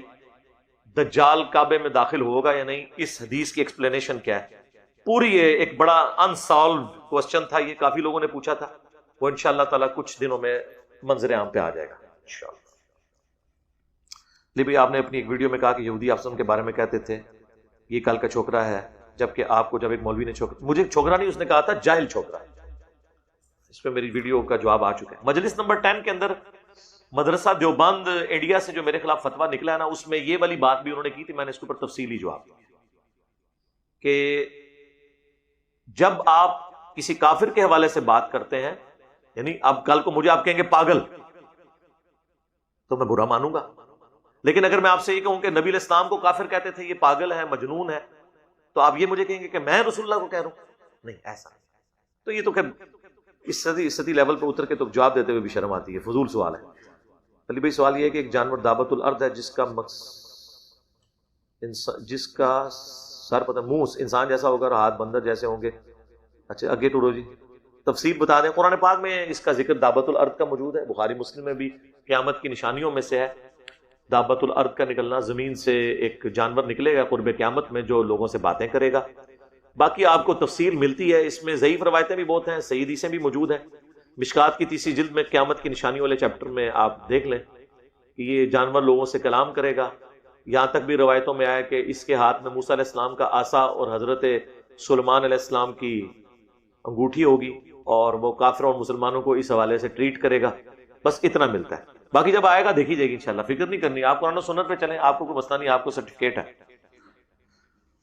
السلام علیکم وعلیکم السلام، میرا نام یہ ہے. ٹھیک ہے جی. ایک حدیث کے مطابق نبی صلی اللہ علیہ وآلہ وسلم نے فرمایا جب قیامت قائم ہوگی تو سورج مشرق کی بجائے مغرب سے نکلے گا. علی بھائی یہ مثال ہے یا واقعی ایسا ہوگا؟ ایسا ہی ہوگا جی. ہم قرآن و سنت کی جو باتیں دجال کے بارے میں بعض لوگ ماڈرن اسکالرز تعویل کر دیتے ہیں، یا یاجوج ماجوج کے بارے میں، ہم ان کو اسی طرح مانتے ہیں جس طرح قرآن و سنت میں آیا ہے. بالکل ایسا ہی ہوگا. سورج مشرق کی بجائے مغرب سے نکلے گا، کوئی ایسا مسئلہ نہیں ہے. مشرق کی بجائے مغرب سے اللہ کے لیے نکالنا کوئی مسئلہ نہیں ہے، ہمیں کوئی اعتراض نہیں اس حوالے سے. دیکھیں بخاری مسلم دونوں میں حدیث ہے، جوشوا ابن نون جب کافروں سے لڑ رہے تھے تو ہفتے کا دن سٹارٹ ہونے والا تھا، کیونکہ مغرب کا وقت ہو چکا تھا جمعے کے دن. غروب آفتاب کے بعد یہودی جنگ نہیں لڑ سکتے تھے، تو انہوں نے اللہ سے دعا کی کہ اللہ آج کے دن کو ہمارے لیے لمبا کر دے تاکہ ہم کافروں پہ غلبہ پا لیں. تو اللہ تعالیٰ نے سورج کو حکم دیا اور سورج ایک جگہ پہ رک گیا. یہ بخاری مسلم میں آتا ہے. یہ کائنات اللہ کا نظام ہے، جب چاہے روک لے چلائے. مجھے بتائیں کسی کام کو چلانا یہ مشکل کام ہے، اسے روکنا مشکل کام ہے؟ ایک چیز ہے ہی نہیں تھی، وہ اللہ نے کریٹ کی ہے. جب آپ یہ مان رہے ہیں کہ پورے سسٹم کو اللہ چلا رہا ہے تو تھوڑی دیر کے لیے بریک نہیں لگا سکتا؟ گاڑی بنانا مشکل کام ہے، گاڑی کی بریکیں بنانا تو چھوٹی چیز تھی. تو اللہ تعالیٰ چاہے جو بھی کر سکتا ہے، یہ واقعی ہوگا.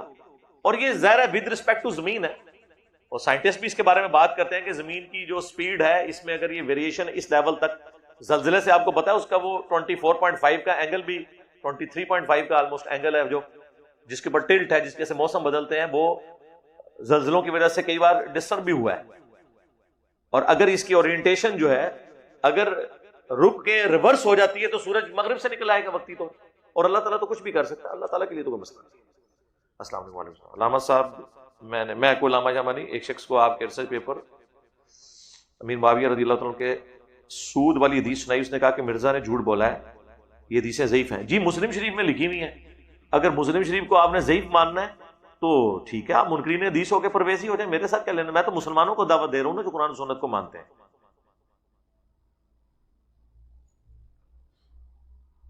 جی صاحب امیر معاویہ کے کافی کام سنت کے خلاف ہے، تو پھر آپ ان کو رضی اللہ عنہ کیوں کہتے ہیں؟ اس کا بھی جواب میں کئی بار دے چکا ہوں آپ کو. دیکھیں میری ایک ویڈیو ہے 15 اہل سنت کے اماموں کی روشنی میں حضرت معاویہ رضی اللہ تعالیٰ کے بارے میں ہمارا موقف، ہم رضی اللہ عنہ ان کو اس لیے کہتے ہیں کہ وہ صحابی ہیں، انہوں نے نبی صلی اللہ علیہ وآلہ وسلم کو اسلام کی حالت میں دیکھا ہوا ہے، بس دیٹس اینف۔ باقی میں اگر کسی کو رضی اللہ عنہ نہ کہوں وہ بن نہیں جائے گا، جسے میں کہہ دوں اس سے بھی نہیں وہ بنے گا، جسے میں نہ کہوں اس کا ختم نہیں ہو جائے گا، ٹھیک ہے جی۔ میرا سوال یہ ہے کہ اگر شوہر اپنی بیوی کو طلاق دے دے،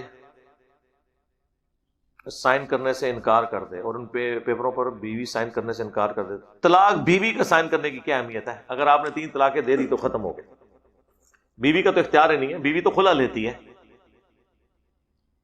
بینک میں 50,000 روپے جمع کروائے تھے 15 سال پہلے، اب وہ 5 لاکھ ہو گئے ہیں، 50,000 اپنے ہیں اور باقی 5 لاکھ سود ہے، کیا یہ سود کی رقم غریبوں میں؟ جی غریبوں میں ہی دیں، آپ نہیں استعمال کر سکتے، اور اس پہ ثواب کی نیت بھی نہیں کرنی، کیونکہ حرام مال کے اوپر ثواب کی نیت کرنا حرام ہے۔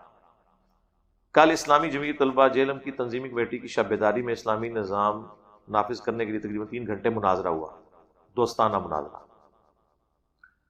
جمہوری نظام سے خلافت قائم، دوسری طرف تلوار کے زور پر۔ ایک موقف ڈاکٹر سرار صاحب کا ہے، دوسرا جماعت اسلامی والوں کا۔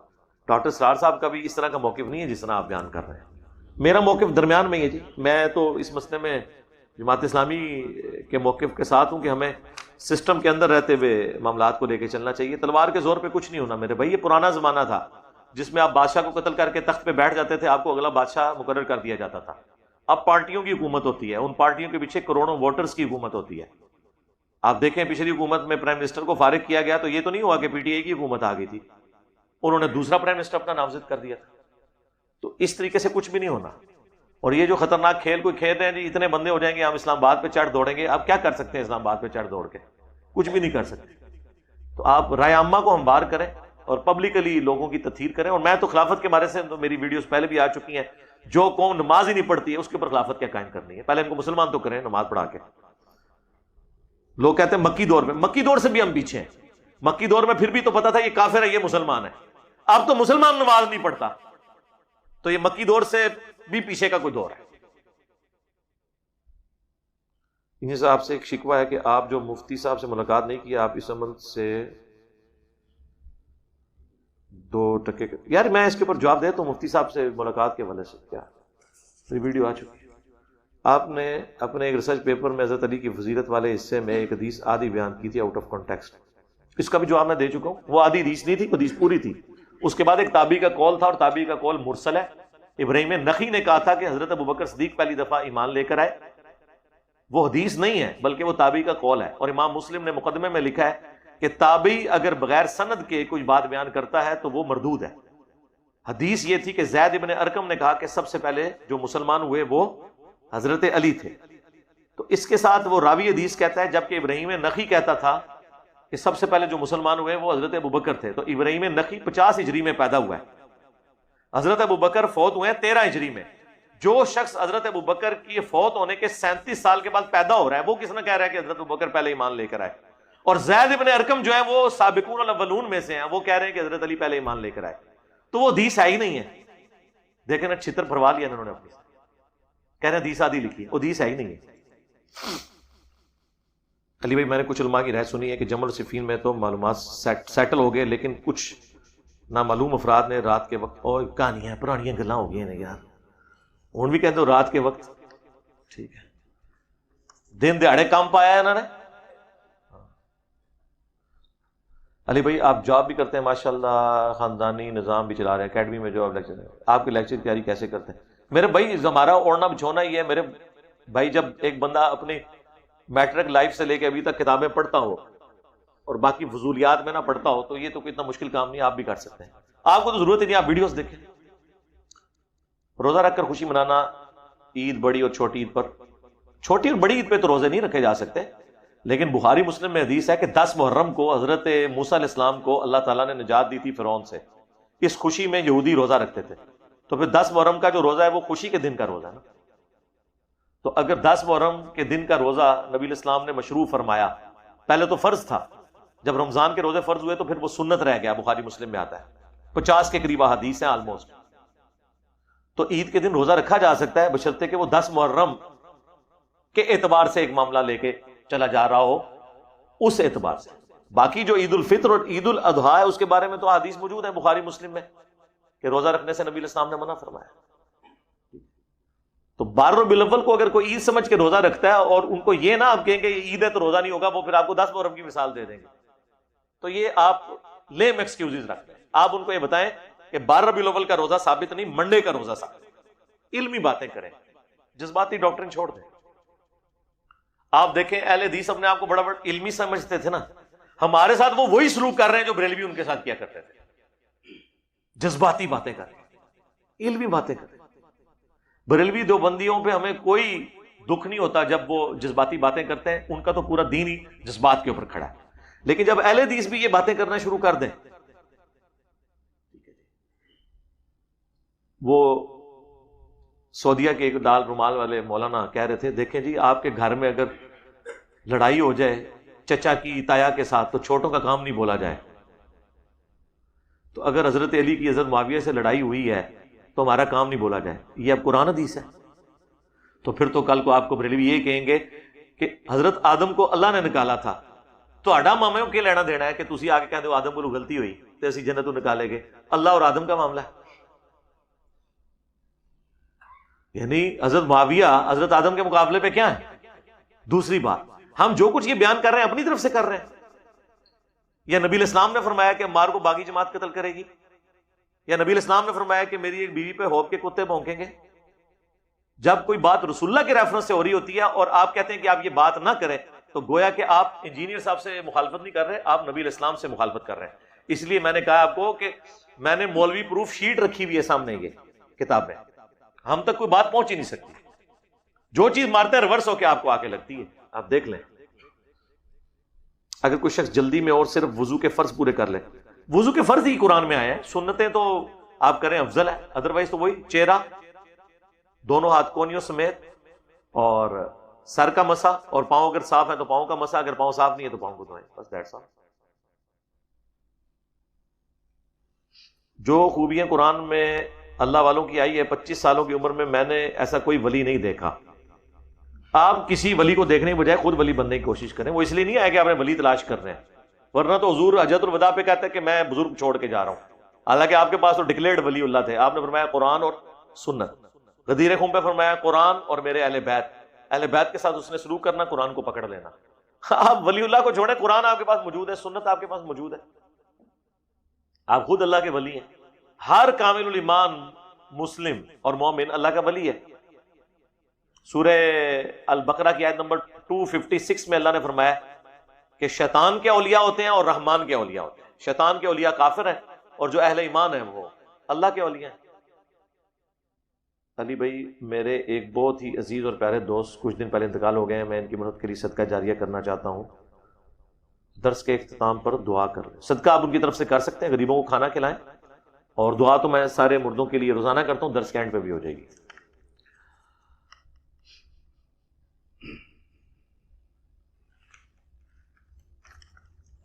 یہ سوال پہلے گزر چکا تھا. علی بھائی میں نے آپ کا مسئلہ نمبر 94 غزوہ تبوک جس میں آپ نے قرآن پاک کی اہمیت کرتے ہوئے حضرت بکر صدیق کی صحابیت، یہ بھی یار میں کر چکا ہوں، بار بار نہ سوال. میرا سوال ہے کہ مختار سقفی سے متعلق، اس سے متعلق ایران نے ایک سیریز بنائی ہے جس میں آپ نے بھی اپنی ویڈیو میں کہا تھا سوالی کو صرف میں تو مختار کا عبداللہ بن زبیر سے سخت اختلاف ہے.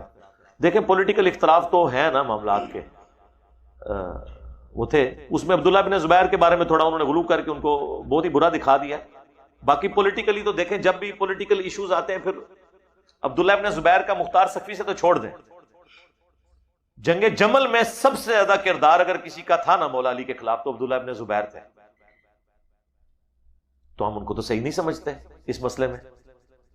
بجائے کہ حضرت علی کے ہاتھ مضبوط کرنے کے ان لوگوں نے، یعنی حدیث حوب جو ہے سلسلہ حدیث صحیحہ میں، اس میں شیخ البانی نے سارے وہ طرق نقل کی ہیں کہ جب اما عائشہ ہوب کے کتے بھونکے اور پھر بعد میں ان کی جان بخشی حضرت علی نے کی، پھر محمد بن ابی بکر کے ساتھ ان کو واپس مدینہ شریف بھیجا، مکہ شریف.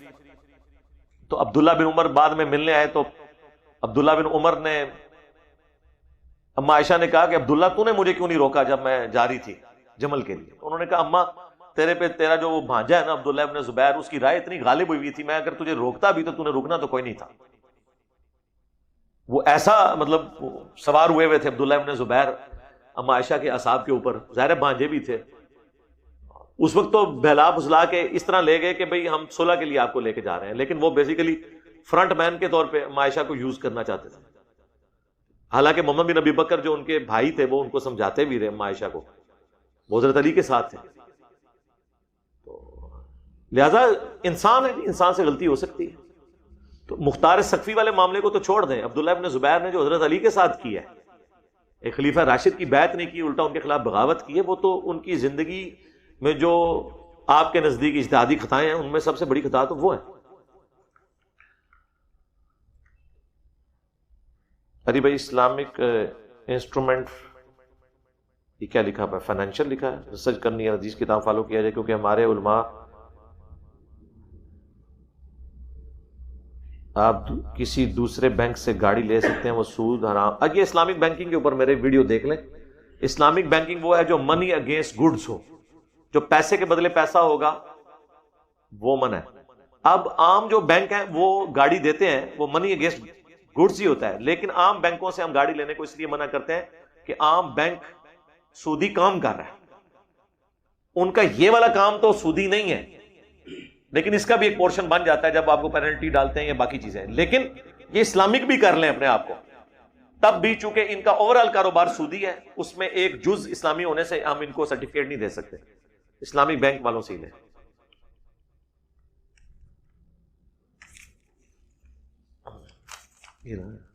نالین مبارک لگانا کیسا ہے؟ اس پہ میری ویڈیو آپ دیکھ لیں یوٹیوب کے اوپر، نالین مبارک کا بیج لگانے کے حوالے سے. یہ کوئی دین والا معاملہ نہیں ہے، جیسا پاکستان کا جھنڈا اگر کوئی لگانا چاہتا ہے لگا لے. سبز امامہ باندھنا سنت ہے جی، ابو داؤد اور ترمذی میں موجود ہے. سنت اس اعتبار سے ہے کہ ابو داؤد ترمذی میں ہے کہ نبی صلی اللہ علیہ وآلہ وسلم 2 سبز چادریں استعمال فرماتے تھے، تہمد اور چادر. آپ نے پورا جسم پہ سبز لباس پہنا ہے، اس کے مقابلے پہ پگڑی اگر کوئی پہن لیتا ہے تو وہ بھی لباس میں جائز ہے. محرم میں ماتم کرنا، محرم میں نہ کریں، آگے پیچھے کر لیا کریں. ماتم تو ہی غلط ہے، اس کا اسلام سے کوئی تعلق ہی نہیں ہے. میری اس پہ کئی ایک ویڈیوز ریکارڈ ہے. ماتم، جھولے، کولوں پر ماتم، گھوڑے کے نیچے گزرنا، یہ سب بدعت ہے، اسلام سے اس کا کوئی تعلق نہیں ہے. رفع الیدین کے بارے میں بریلوی کہتے ہیں کہ منسوخ ہو گیا ہے. بریلویوں کہنے سے تو منسوخ نہیں ہونا. دیکھیں یہ بار بار رونا روتے تھے کہ مکے میں رفع الیدین ہوتا تھا، مدینے میں ختم ہو گیا. تو ہم نے کہا کہ یار جو لوگ حضور کی وفات سے 2-2.5 سال پہلے مسلمان ہو رہے ہیں اور وہ رفع الیدین کی حدیثیں بیان کر رہے ہیں، تو سب سے پہلے تو آپ نے جو صدیوں سے جھوٹ بولا تھا اس سے معافی مانگے. الیاس گھومن جیسا بندہ، ایک علمی بندہ ہے، مناظر ٹائپ بندہ ہے، اس سے تو ایکسپیکٹ نہیں ہے. اس نے نماز کی کتاب میں انہوں نے بھی لکھا کہ جی مکے میں رفع الیدین ہوتا تھا، مدینے میں نہیں ہوتا تھا. ان سے ذرا پوچھیں، مدینے میں نبی علیہ السلام 11 سال رہے ہیں، اور اس میں بھی جب 8واں سال آیا تو فتح مکہ ہوئی ہے. اس فتح مکہ کے بعد جو لوگ مسلمان ہوئے ہیں وہ حدیثیں روایت کر رہے ہیں رفع الیدین کی. بخاری مسلم میں وائل بن حجر، صحیح مسلم میں ان کی پوری نماز کے طریقے کی حدیث ہے رفع الیدین کے ساتھ. وہ فتح مکہ کے موقع پر مسلمان ہوئے. ابو داؤد میں آتے ہیں، وہ کہتے ہیں میں اسپیشل نبی علیہ السلام کی نماز دیکھنے آیا. مسلمان ہونے کے 1 سال کے بعد دوبارہ آیا 9 ہجری کے اندر، پھر پیچھے 10 ہجری بجتی ہے اور 11 کے شروع میں تو آپ کی ڈیتھ ہوگی. تو کہتے ہیں میں نے صحابہ کرام کو سردیوں میں چادروں کے اندر رفع الیدین کرتے ہوئے دیکھا. اور حضور کی وفات سے چند مہینے پہلے غزوہ تبوک ہوا ہے، اس موقع کے اوپر مسلمان ہوئے ہیں مالک بن حویرث، جن کے بارے میں صحیح بخاری میں حدیث ہے. وہ کہتے ہیں ہم چند نوجوان تھے، حضور کے پاس 20 دن رہے، بڑے شوق سے رہے. پھر ہمیں اپنے گھر کی یاد آئی. اب شرم و شرمی ہم حضور کو کہہ بھی نہیں رہے، کیونکہ تو نعت میں ہی کہا جا سکتا نا، تیرے ہوتے جنم لیا ہوتا تو تیری خدمت ہی کرتا. ہمارے گھر کی یاد ہمیں ستانے لگی، تو حضور نے ہمیں جب دیکھا نا بس ان کا اب شوق پورا ہو گیا، تو حضور نے ہمیں خود ہی کہا کہ ٹھیک ہے واپس جاؤ اور جا کے تم جو ہے وہ نماز کو قائم رکھنا. اور فرمایا صلو کما رأیتمونی اصلی، اور دیکھنا نماز جس طرح مجھے پڑھتے ہوئے تم نے 20 دنوں میں دیکھا ہے نا، اس طرح ہی تم نے نماز پڑھنی ہے. غزوہ تبوک کے موقع پر یہ مسلمان ہو رہے ہیں. اور بخاری اور مسلم دونوں میں موجود ہے کہ مالک بن حویرث رکوع میں جاتے وقت اور رکوع سے اٹھتے وقت رفع الیدین کے ساتھ نماز تعلیم کرتے تھے تابعین کو، اور جلسہ استراحت تعلیم کرتے تھے. ہر طاق رکعت میں بیٹھ کے اٹھتے تھے، صحیح بخاری میں آتا ہے. اور کہتے تھے میں نے نبی علیہ السلام کو اس طرح نماز پڑھتے ہوئے دیکھا ہے. جو بندہ حضور کی وفات سے چند مہینے پہلے مسلمان ہو کے 20 دن تک حضور کے ساتھ رہا ہے, نماز پڑھتے ہوئے دیکھا ہے. اب آپ کہیں گے کہ مکے میں رفع دین ہوتا تھا, مدینے میں نہیں ہوتا تھا. یہ تو مدینے کے بھی 9ویں 10ویں سال کی بات ہو رہی ہے. پھر وہ جو 10 صحابہ کی حدیث ہے, بخاری میں تو مختصر ہے, ابو داؤد, ترمذی اور ابن ماجہ میں ڈیٹیل ہے. تو 10 صحابہ کی موجودگی میں ابو حمید سعدی حضور کی نماز کا طریقہ بتاتے ہیں, اور 11ویں وہ خود ہو گئے. 11 سرکاراں, 11ویں علی سرکار نہیں, 11 سرکاراں. تو وہ صحابہ کہتے ہیں کہ تم تو بڑے تھوڑا عرصہ حضور کی صحبت میں رہے ہو, تم تو بالکل اینڈ میں مسلمان ہوئے ہو, تم ہمیں نماز کا طریقہ بتاؤ گے؟ تو انہوں نے کہا میں نماز پڑھ کے بتاتا ہوں, اگر نماز کا طریقہ میرا صحیح ہوا تو تم تصدیق کر دینا. اینڈ پہ تمام صحابہ نے کہا کہ واقعی نبی علیہ السلام اسی طرح نماز پڑھا کرتے تھے. اور اس میں جملہ بولتا ہوں, اپنی وفات تک. وہ کہتے ہیں وفات کا لفظ نہیں ہے, وفات کا لفظ اس میں امپلائڈ ہے. جب حضور کی وفات کے 30 سال کے بعد 10 صحابہ کی موجودگی میں ایک 11ویں صحابی جو اینڈ پہ مسلمان ہوئے وہ نماز کا طریقہ رفع الیدین کے ساتھ سکھائیں, تو 30 سال سے تو وہ خود بھی پھر اسی طریقے سے پڑھ رہا ہے نا. اس نے وہ طریقہ تو نہیں بتانا جو منسوخ ہو چکا ہے, وہی بتانا ہے نا. اور دوسروں نے بھی نہیں کہا کہ جی حضرت یہ تو آپ نے طریقہ جو سکھایا آپ نے تو ٹائم ہی ضائع کیا ہے, منسوخ ہو گیا ہے, ایسے بت رکھ کے آمدے سن.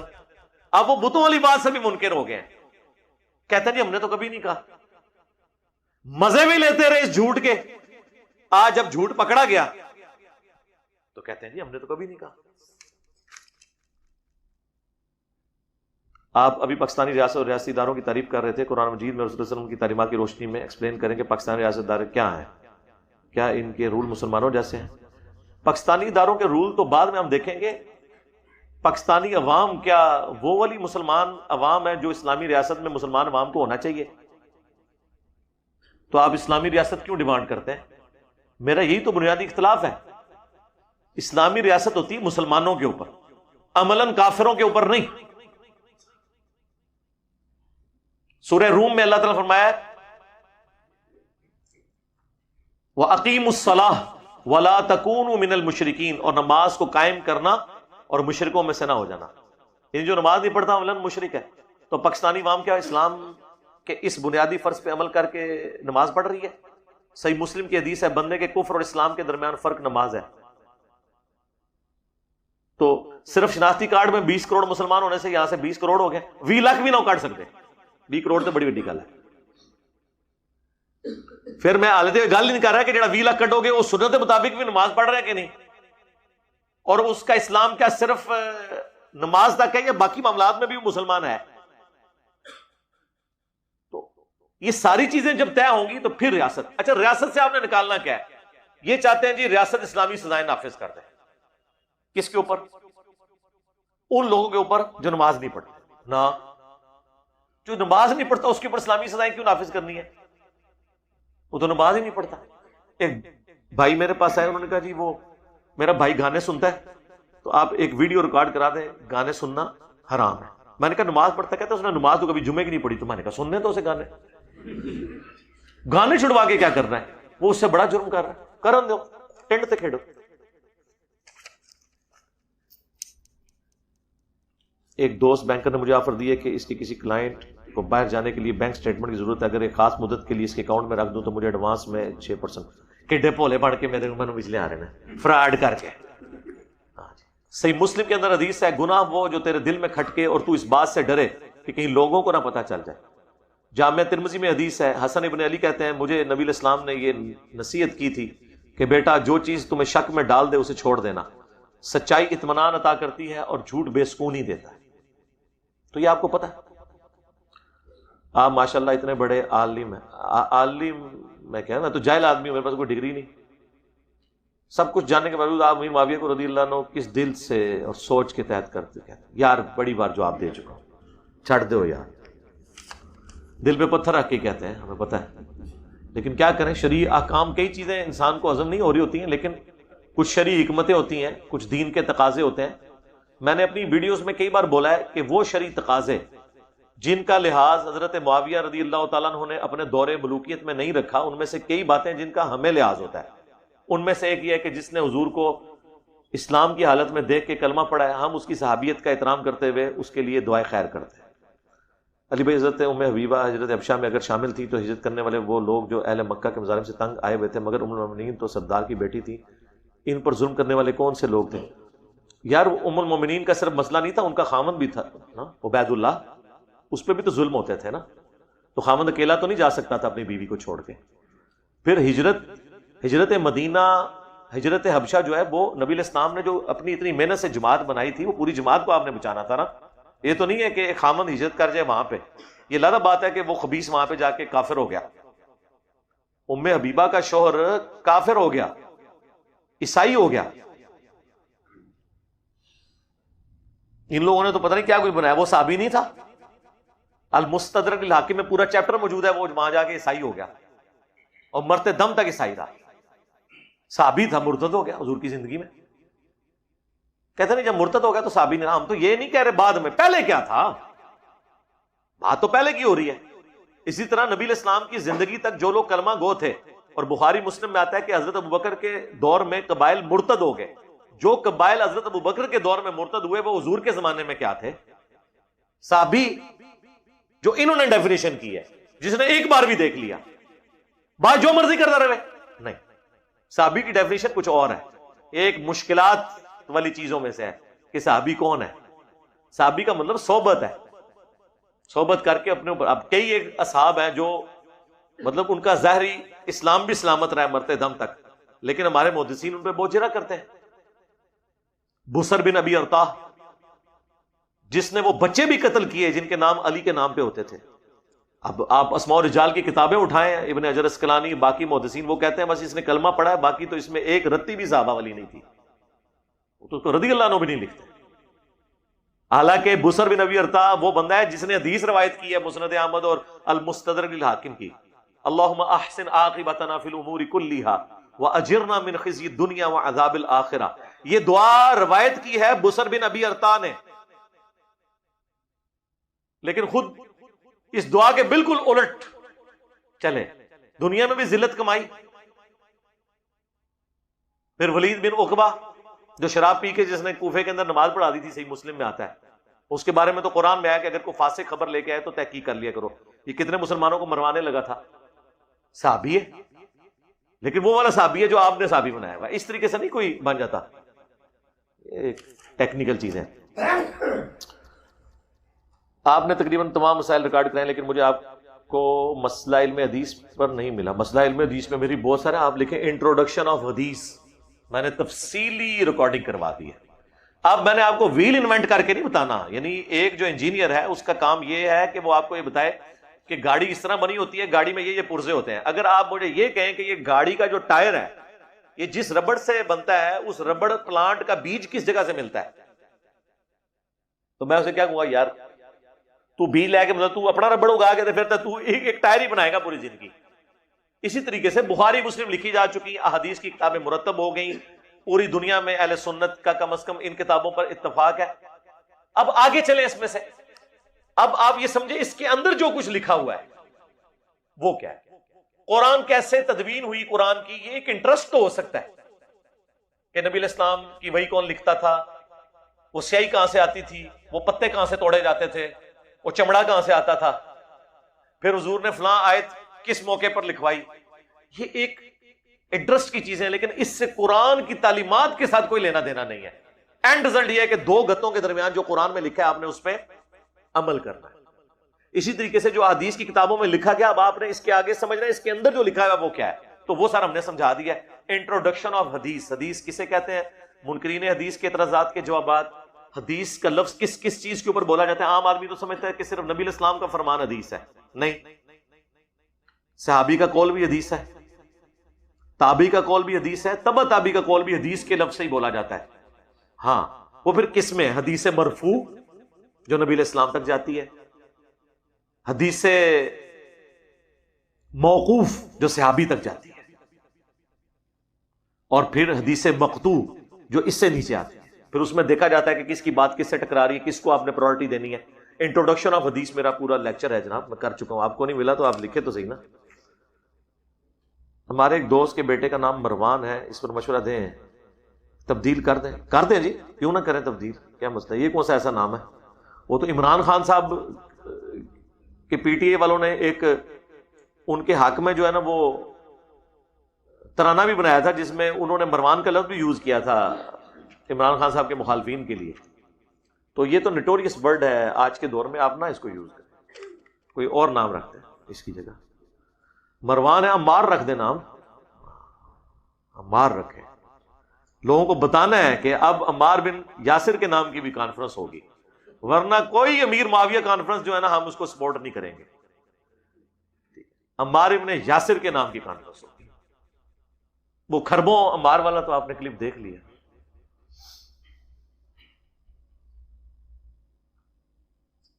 یہ پھر وہ رفع الدین والا سوال آ گیا. علی بھائی بنو امیہ اور حضرت امیر معاویہ کے متعلق ڈاکٹر صاحب نے جو کچھ بھی دلائل دیے، ڈاکٹر سرار صاحب نے تو کوئی دلیل نہیں دی میرے بھائی. ایک طرف قرآن حدیث بیان ہو رہا ہے، دوسری طرف غامدی صاحب کی طرح سطحی باتیں ہو رہی ہیں، اس کو آپ دلیل سمجھتے ہیں تو ہم آپ کی عقل پہ ہی ماتم کریں گے. میں نے سارے لیکچر سنے ہیں، نہ کوئی آیت نہ کوئی حدیث، سطحی گفتگو. وہ تو میں بھی کوئی بھی کہانی بنا کے آپ کو پیش کر دوں. ڈاکٹر سرار صاحب جو کچھ اس پہ بولتے رہے وہ وہی کہانیاں ہیں جو انہوں نے دیوبندیوں سے سنی ہوئی تھی. وہ آپ کسی لیکچر میں نہیں دیکھیں گے کہ قرآن اور حدیث انہوں نے بیان کیا. آپ ان لوگوں کے علمی لیول کا اندازہ لگائیں اس فیلڈ میں. اور ڈاکٹر سرار صاحب تو خود فرماتے تھے حدیث میں امی ہوں، میری فیلڈ قرآن کی ہے. تو جب حدیث میں امی ہے تو تاریخ میں تو بالکل ہی امی ہوئے نا. اور پھر جو تاریخ احادیث میں آئی ہے وہ تو ان کو پتہ ہی نہیں ہوگا. تو علمی بات کریں کہ انہوں نے یہ آیت بیان کی، حدیث بیان کی، ان کا موقع بالکل غلط ہے. وہ وہی بات کر رہے ہیں عبداللہ بن سبا، عبداللہ بن سبا. ہم نے بخاری مسلم سے بتایا عبداللہ بن سبا کا کوئی لینا دینا نہیں ہے شہادت عثمان کے ساتھ. شہادت عثمان بنو امیہ کے گورنروں کی وجہ سے ہوئی ہے. اور اب تو ایسے جاہل لوگ پیدا ہوئے ہیں، وہ حضرت علی کے مخالفین کے لیے جو لفظ نبی علیہ السلام نے استعمال کیا تھا خوارج کا، وہ حضرت عثمان کے مخالفین کے لیے خارجی کا لفظ استعمال کرتے ہیں. حضرت عثمان کے مخالفین کو کبھی بھی خارجی نہیں کہا گیا، نہ احادیث میں نہ ہمارے محدثین نے. ان کو تو بلوائی کہا گیا، بلوا کرنے والے، موب. خارجی اس لیے نہیں کہا گیا، ان میں صحابہ بھی شامل تھے. اصحاب شجرہ کے صحابہ شامل تھے جو حضرت عثمان کے خلاف تھے، اس لیے ان پہ کبھی خارجی کا لفظ نہیں بولا گیا. اس حوالے سے میری ایک یوٹیوب کے اوپر ویڈیو ہے حضرت عثمان شہید کیوں ہوئے، وہ آپ ویڈیو دیکھیں. میں نے اس میں تفصیل کے ساتھ یہ چیزیں بیان کی ہیں. لہذا ڈاکٹر اسرار صاحب نے جو کچھ مولانا مودودی کے بارے میں کہا وہ بھی غلط ہے. پھر وفات سے پہلے آپ دیکھیں نا جو انہوں نے ویڈیو ریکارڈ کروائی، ان کا ایک کتاب بھی ہے پاکستان میں جو ہے وہ نظام خلافت کیا، کیوں اور کیسے. اس میں انہوں نے واضح لکھا ہے کہ حضرت علی کے خلاف جو امیر معاویہ کا خروج تھا یہ ایک قبائلی تعصب کا نتیجہ تھا. انہوں نے تو اس کو بنو امیہ اور بنو ہاشم کا وہ والا ایک جو تعصب چل رہا تھا اسی کے ساتھ لیٹ کیا. اور انہوں نے کہا کہ میں خلفائے راشدین حضرت ابو بکر، عمر، عثمان و علی کو مانتا ہوں. تو پھر بات ختم ہو گئی. محمد حارث نام رکھنا ٹھیک ہے جی، رکھ لیں، کوئی مسئلہ نہیں ہے، رکھ سکتے ہیں، اس میں کوئی عرض نہیں. ہم سے وہ مسئلہ دینی پوچھیں جس مسئلے کا آپ کو کوئی ایشو ہو قرآن و سنت کے مطابق. باقی یہ ناموں شاموں والا سلسلہ دیکھیں، نام اسلامی کون سے رکھنے ہیں. آپ جان بوجھ کے ایسے عجیب و غریب ناموں کے پیچھے کیوں پڑے ہوئے ہیں. آپ انبیاء کرام کے ناموں پہ نام رکھیں، آپ صحابہ کرام کے ناموں پہ نام رکھیں، صحابیات کے ناموں پہ نام رکھیں. کیا وہ نام ختم ہو گئے کہ اب ہم نے اس قسم کے نام جو ہیں وہ عجیب و غریب قسم کے ڈھونڈ ڈھونڈ کے رکھنے. اس حوالے سے بھی اسلامک نیمز انجینئر محمد علی مرزا لکھیں، میری ویڈیو کھول جائے گی. صحیح مسلم میں حدیث ہے اللہ تعالیٰ کو دو نام بڑے پسند ہیں، عبداللہ اور عبد الرحمن. ٹھیک ہے. اسی طرح صحیح مسلم میں حدیث ہے کہ بنی اسرائیل جو ہے وہ انبیاء اور نیک لوگوں کے ناموں کے اوپر نام رکھا کرتے تھے. اس چیز کو نبی علیہ السلام نے انڈورس کیا.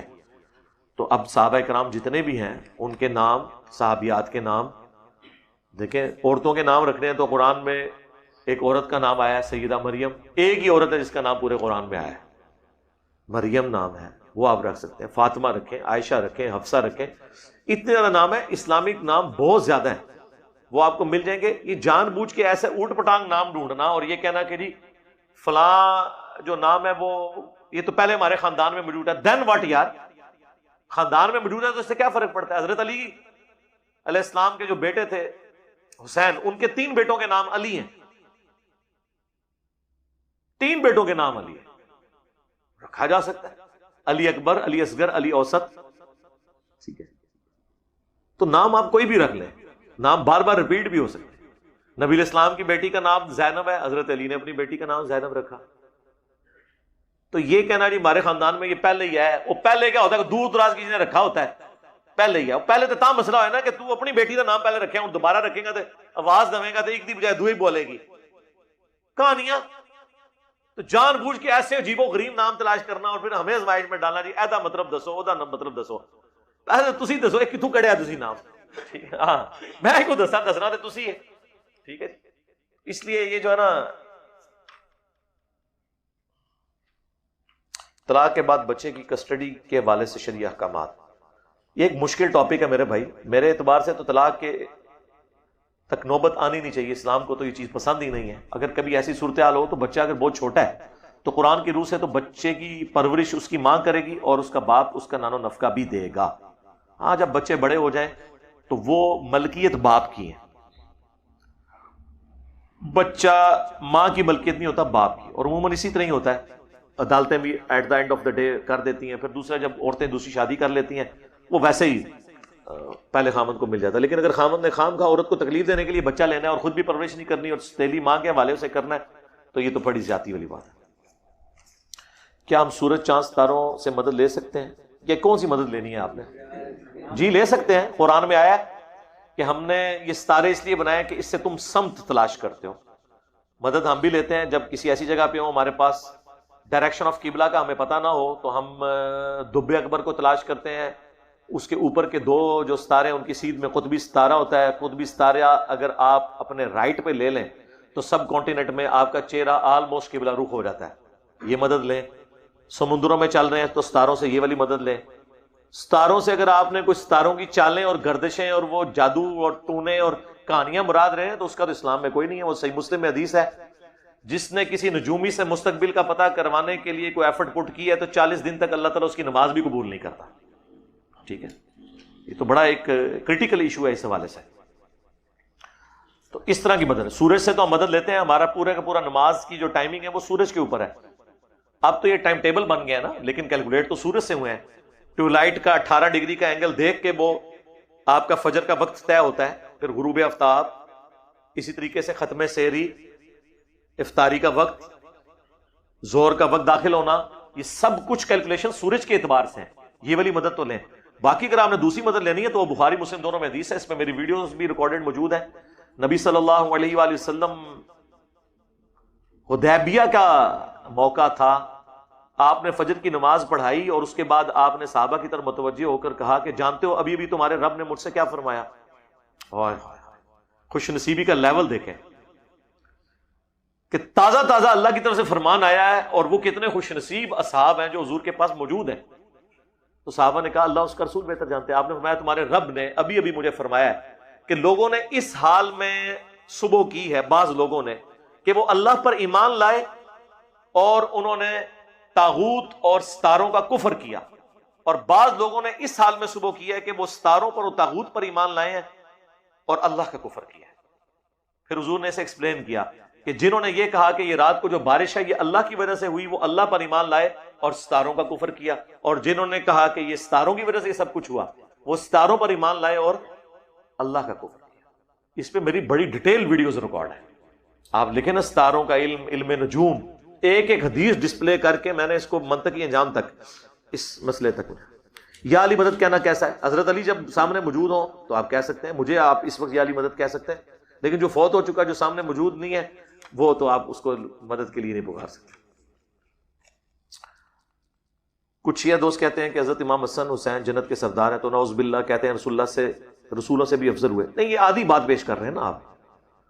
جنتی نوجوانوں کے سردار ہیں. نبی الاسلام نے اس میں سے انبیاء کرام کو باہر نکالا ہے کیونکہ جامع ترمذی میں یہ حدیث ہے، یہ بھی ترمذی میں ہے اور ترمذی میں حدیث ہے کہ ابو بکر اور عمر تمام جنتی بوڑھوں کے سردار ہیں. یعنی جو دنیا میں بوڑھے ہو کر مرے تھے، اور جنت میں تو خیر سارے جوان ہوں گے سوائے انبیاء کے. تو نبی الاسلام نے ایکسکلوڈ کر دیا. اور سنن ابن ماجہ میں حدیث ہے، المستدرک للحاکم میں ہے کہ حسن و حسین جنتی نوجوانوں کے سردار ہیں اور ان کے والد علی ابن ابی طالب ان سے بھی بہتر ہیں. تو اگر یہی ہم کہانی ان کی مان لیں تو کیا کوئی یہ جرت کرے گا کہ وہ حسن و حسین کو حضرت علی سے بھی افضل کہہ دے اور کہ جی جنت میں حضرت حسن و حسین حضرت علی کے بھی سردار ہوں گے؟ پکی اس میں تو کوئی نہیں لکھا سوائے علی کے، وہ تو دوسری حدیث کے اندر ہے، اور وہ جنت کے اعتبار سے نہیں ہے، وہ صرف کہا کہ جنتی نوجوانوں کے سردار ہیں اور علی ابن ابی طالب ان سے بھی بہتر۔ تو یہ رسولوں کے ساتھ نہ آپ کمپیئر کریں۔ میں نہیں سمجھتا کہ آل البیت میں سے کوئی شخص یہ دعویٰ کرے کہ ہم پیغمبروں سے افضل ہیں، یہ لوگوں کی منہ شگافی ہیں، کون ایسے کر سکتا ہے؟ انبیاء کو اللہ تعالیٰ نے رول ماڈل بنایا ہے، دنیا میں انبیاء کرام کو اللہ تعالیٰ نے ایک منصب دیا ہے جو منصب کسی غیر پیغمبر کو نہیں ملا۔ اللہ تعالیٰ تو اپنی ذات کے لیے توہین سمجھتا ہے کہ کوئی کسی غیر نبی کے ساتھ وہ عقیدہ منسوب کرے جو انبیاء کے ساتھ ہے۔ وَمَا كَانَ اللَّهُ لِيُطْلِعَكُمْ عَلَى الْغَيْبِ، اللہ کی یہ شان ہی نہیں کہ وہ غیب پر کسی کو اطلاع دے۔ وَلَٰكِنَّ اللَّهَ يَجْتَبِي مِن رُّسُلِهِ مَن يَشَاءُ، بلکہ اللہ اپنے رسولوں میں سے جسے چاہتا ہے چن لیتا ہے۔ یہ سورہ آل عمران آیت نمبر 179 ہے، اور انہیں غیب پر اطلاع دیتا ہے۔ تمہارا کام ہے اللہ اور اس کے رسولوں کی خبروں کے اوپر ایمان لے کر آؤ۔ تو اللہ تعالیٰ کہہ رہا ہے کہ میری تو شان ہی نہیں ہے۔ اللہ تعالیٰ اپنے حق میں سے ڈگریشن سمجھتا ہے، غیر نبی کے ساتھ غیب، وہ کشف اور الہام والا جو معاملہ اگلی امتوں پہ تھا وہ بھی اگر آپ دقت نظر سے دیکھیں تو انبیاء کے ساتھ ہی ریلیٹڈ تھا۔ اس امت میں وہ بھی بیان ہے، میری ویڈیو ریکارڈ ہو چکی ہے حضرت عمر کا کشف، آپ دیکھ لیں، طبیعت صاف کر دی 12 منٹ کے اندر ان کے فرسودہ عقائد کی۔ اگر کوئی حضرت موسیٰ کی والدہ کو جو کشف اور الہام ہوا، حضرت عیسیٰ کی والدہ کو ہوا، تو میرے بھائی وہ نبیوں کی نسبت کی وجہ سے ہوا ہے، ان کا اپنا کوئی کمال نہیں تھا۔ انہوں نے چونکہ موسیٰ کی والدہ بننا تھا، انہوں نے عیسیٰ کی والدہ بننا تھا، اس لیے اللہ نے ان کو پروٹوکول دیا ہے، ورنہ اس زمانے میں اور کوئی نیک عورت موجود نہیں تھی۔ بچے کے نام رکھنے کا حق کس کو ہے؟ باپ کو ہے جی، باپ مالک ہے۔ ابن ماجہ میں، ترمذی میں حدیث ہے، تو اور تیرا مال تیرے باپ کا ہے۔ اولاد باپ کی ہوتی ہے، باپ کی طرف منسوب کیا جاتا ہے۔ کیا مسلمان یزید نام رکھ سکتے ہیں؟ ہاں جی، جو بایزید بستامی کے ماننے والے ہیں وہ رکھیں، ہم تو نہیں رکھنے کے حق میں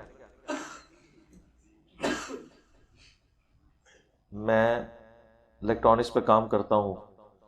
ہاں، یہ جو الیکٹرانکس کی جو شاپس بنی ہوئی ہیں نا، جو قسطوں کا کام کرتی ہیں، اس میں میری ویڈیو ریکارڈ ہے۔ اگر وہ قسط لیٹ ہونے پر پینلٹی نہ ڈالیں تو منی اگینسٹ گڈس کے تحت قسطوں کا کاروبار حلال ہے۔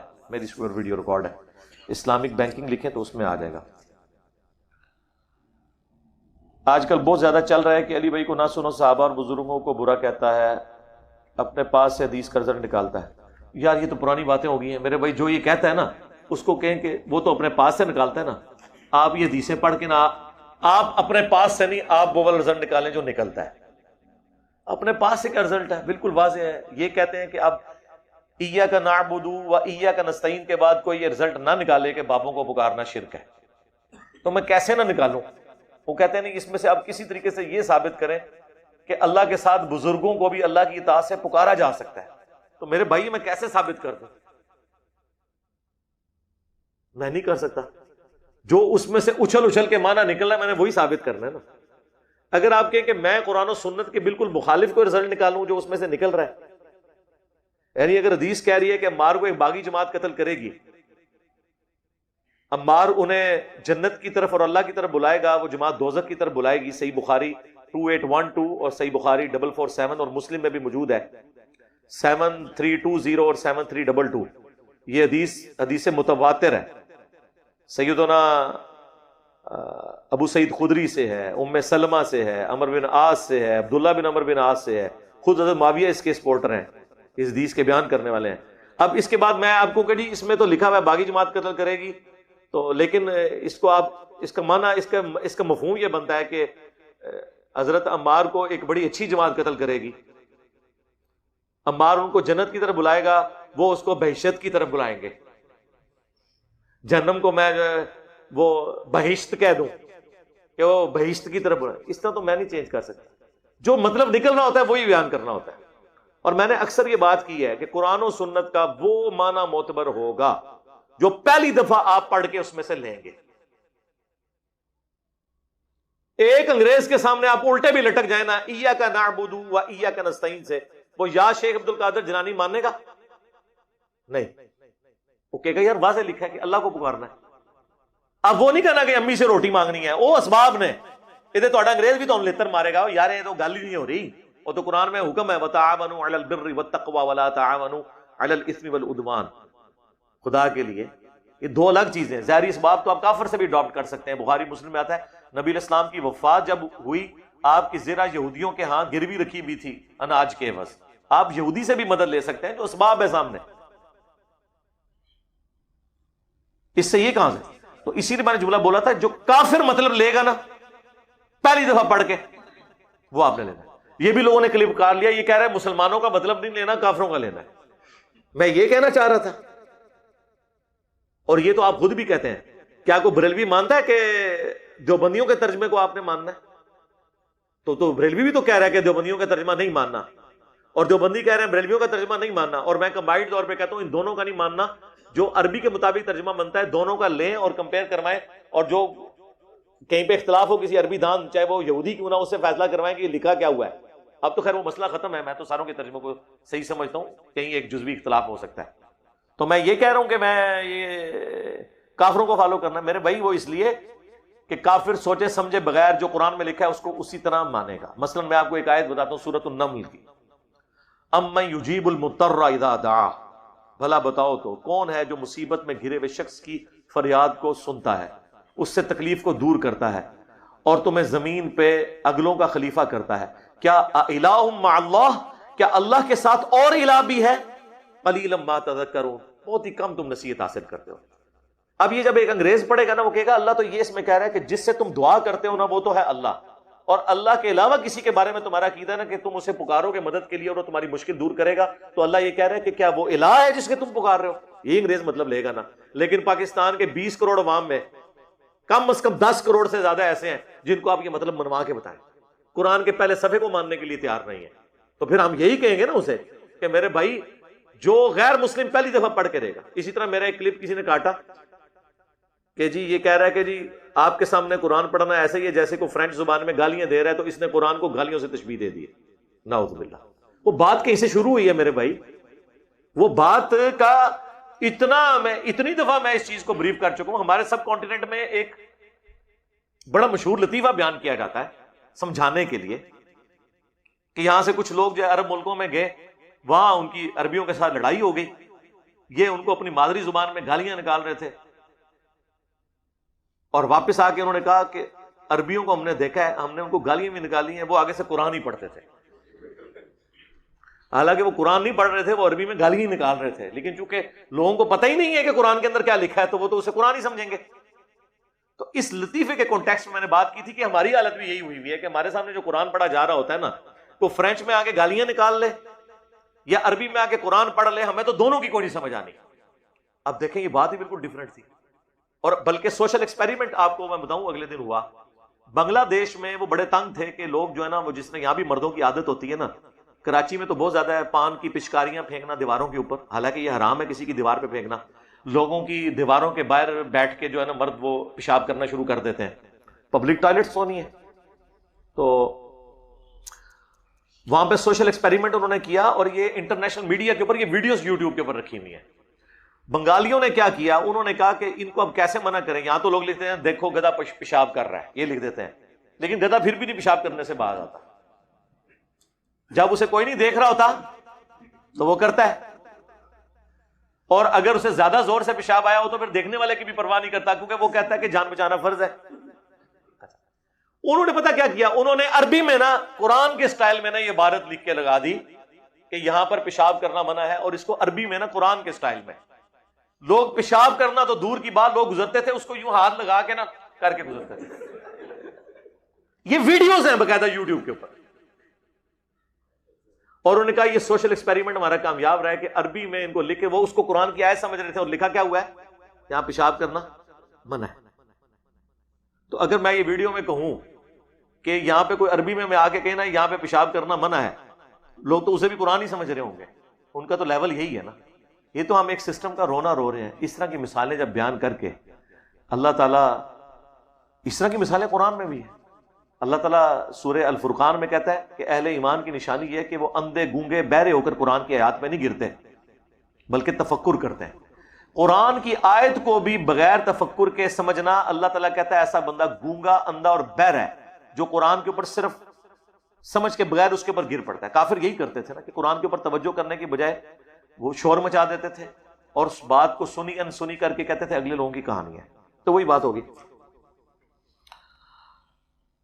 علی بھائی، زمین و آسمان اللہ نے بنائے ہیں، یہ بات کسی غیر مسلم کو سمجھانا ہو تو غیر مسلموں کو آپ یہ نہ سمجھائیں کہ اللہ نے زمین و آسمان بنایا ہے، غیر مسلم کو یہ سمجھائیں کہ یہ رات کو جو تو کھانا کھا کے سو جاتا ہے نا، تو کیا رات کو تو بٹن آن کرتا ہے اپنے گردوں کا کہ وہ کھانے کو اور پیشاب کو الگ کریں گے، اور اپنی آنتوں کا کہ وہ ہضم کریں گے، اور اپنے جگر کا بٹن تو آن کرتا ہے؟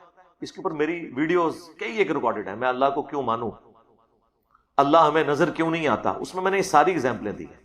آسمان تک تو پہنچنے کی ضرورت نہیں ہے، آسمان تک نہ آپ پہنچے نہ میں پہنچا نہ ابھی تک سائنس پہنچی۔ آپ وہ بات کریں جو آپ کے سامنے موجود ہے۔ اسی لیے آپ دیکھیں قرآن میں اللہ تعالیٰ نے زیادہ ایمفسائز ان مثالوں کے اوپر کیا ہے، زمین سے سبزے کے اگنے کو، انسان کی اپنی کریشن کو، زمین و آسمان کا بھی ذکر کیا، لیکن وہ بہت کم ایز کمپیئر ٹو اس کے جو بیسک کوشچن ہے نا اس کو۔ مہربانی فرما کے ڈاکٹر فرحت ہاشمی صاحبہ کے متعلق اپنا پوائنٹ آف ویو۔ میری والدہ ان کے اور زوجہ ان کے لیکچر بہت سنتی ہیں، میں تو ان کو ایک مومنہ سمجھتا ہوں، میری ویڈیوز ان کے حق میں موجود ہیں۔ علماء ان کے بہت سخت خلاف ہیں، اس کی وجہ یہ کہ علماء کی چھٹی کرا دی انہوں نے قرآن کو عام کر کے۔ تو ڈاکٹر فرحت ہاشمی، انجینئر محمد علی مرزا لکھیں، میری ویڈیو کھل جائے گی۔ میری ایک ویڈیو یوٹیوب کے اوپر ہے، مولانا مودودی کی 2 کرامتیں، ڈاکٹر اسرار اور ڈاکٹر فرحت ہاشمی، یہ دونوں مودودی صاحب کی کرامتیں ہیں۔ ڈاکٹر اسرار صاحب میٹرک میں پڑھتے تھے، انہوں نے خود بتایا بیان القرآن میں سورہ یوسف کی تفسیر کے دوران کہ ہم میٹرک کے اسٹوڈنٹ تھے اور پارٹیشن کے وقت انڈیا کا جو علاقہ ہے محصور، اس میں ہم محصور ہو گئے، ہم وہاں پہ مورچے کھود کے بیٹھے رہتے تھے۔ میرا بڑا بھائی جو ہے وہ ترجمان القرآن رسالہ مولانا مودودی کا ان دنوں نکلتا تھا، تو وہ لے آتے تھے، تو پورا دن کرنے کا کوئی کام نہیں ہوتا تھا، ہم وہ رسالے میں سورہ یوسف کی تفسیر پڑھا کرتے تھے، تو میرا قرآن کی طرف شغف ہوا، پھر مودودی صاحب کے اسٹوڈنٹ بھی بنے، اللہ تعالیٰ نے ان سے بہت بڑا کام لیا۔ ڈاکٹر فرحت ہاشمی کے جو والد تھے وہ سرگودا میں جماعت اسلامی کے امیر تھے، ان کی یعنی پورا بلٹ اپ فرحت ہاشمی کا ان کے والد کی تربیت کی وجہ سے ہوا ہے، اور ان کے والد کو سارا دینی ذہن مولانا مودودی کی وجہ سے ملا۔ تو بلکہ مولانا مودودی کی یہ کنٹریبیوشن ان کی وفات کے بعد کئی لوگوں تک پہنچی ہے۔ ڈاکٹر ابو امینہ بلال فلپس، جن کی وجہ سے 10,000 سے زیادہ امریکن فوجی اور دوسرے لوگ مسلمان ہوئے ہیں، اب وہ بھی مودودی صاحب کی انہوں نے کتاب پڑھ کے وہ مسلمان ہوئے تھے۔ پھر وہ سعودیہ میں آئے، انہوں نے عربی میں ڈپلوما کیا، پھر حدیث کی ڈگری حاصل کی، پی ایچ ڈی کی، اور آج وہ لوگوں کو اسلام کی طرف بلا رہے ہیں۔ مولانا مودودی کی کرامت ہے۔ تو ڈاکٹر فرحت ہاشمی کے جو خاوند ہیں ادریس، ڈاکٹر ادریس زبیر، وہ ان سے میری ملاقات بھی ہوئی ہے 2-3 دفعہ، بڑے ڈیسنٹ آدمی ہیں۔ تو وہ بھی ماشاءاللہ مودودی صاحب کی انہوں نے کتابیں پڑھی ہوئی ہیں اور بڑا لائک کرتے ہیں ان کو۔ دنیا میں میرا یہ دعویٰ ہے کہ دنیا میں قرآن کے اوپر جہاں کہیں بھی اس ماڈرن ایج میں ان 100 سالوں میں بات ہو رہی ہے، اور یہ تو میں احتیاطاً کہہ رہا ہوں آپ لوگوں کے ڈر کی وجہ سے، میں یہ کہتا ہوں 1400 سال میں کسی نے قرآن کی وہ خدمت نہیں کی۔ چلے صحابہ تابعین تبع تابعین کو ہم نکال دیتے ہیں، جو مودودی صاحب نے کی ہے۔ دنیا میں جہاں کہیں بھی قرآن کے اوپر بات ہو رہی ہے، ڈیپ ڈگ کریں، مودودی صاحب نکلیں گے۔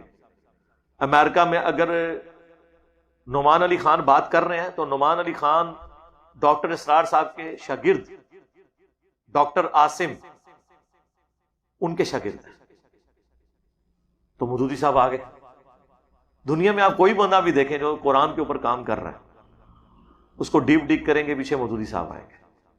تو ان کی بہت بڑی کنٹریبیوشن ہے۔ قرآن پاک میں جو لکھا ہے جو شخص ہدایت پانے کے بعد گمراہ ہو جائے تو اللہ ایسے شخص کو ہدایت نہیں دیتا، کیا یہ کفار کے لیے، عام ایمان والے کے لیے بھی؟ سب کے لیے جی، لیکن موت کے غرغرے تک ہدایت کا دروازہ کھلا ہے، یہ اس شخص کے لیے جو بدبختی کے اوپر اترا ہوا ہو، ورنہ تو اللہ تعالیٰ عین میدان جنگ میں بھی کسی کو ہدایت دے سکتا ہے۔ نبی علیہ السلام کے بارے میں صحیح مسلم میں نہیں آتا وہ ایک کافر آ گیا تھا جنگ کے دوران کافروں کی طرف سے کہ ابھی میں کلمہ پڑھ لوں، مر گیا، فرمایا جنت میں۔ اس نے ہاتھ میں کھجوریں پکڑی تھی، اس نے کہا کھجوریں حرام ہے کہ میں نے ختم کروں، میں جنت میں نہ پہنچ جاؤں اس سے پہلے۔ ادھر سے آیا کافروں کی طرف سے کلمہ پڑھا، مسلمانوں کی طرف سے گیا، مر گیا، نہ کوئی نماز، نہ کوئی روزہ، نہ کوئی وضو، نہ کوئی تسبیحات، سیدھا جنتی۔ میں اپنے سے تو بہت بہتر اسے سمجھتا ہوں. تو وہ موت کے غرے سے پہلے توبہ قبول ہے. حور کو دیکھ لیں عین میدان جنگ میں، حضرت حسین کا خطبہ سن کے وہ یزیدی لشکر کو چھوڑ کے ادھر آ گئے. آج لوگ مثالیں دیتے ہیں، مرد حر، حریت، حر لفظ دونوں طور پہ حریت آزادی کی جد و جہد کو بھی کہتے ہیں، اور یہ حریت کی ٹرم جو ہے صرف آزادی کی وجہ سے نہیں ہے، یہ حضرت حر رحمہ اللہ کی وجہ سے بھی یوز ہوتی ہے کہ وہ سچائی کے لیے کھڑے ہو گئے تھے. وہ تو کسی وقت بھی کوئی شخص کھڑا ہو سکتا ہے سچائی کے لیے. ٹھیک ہو گیا جی؟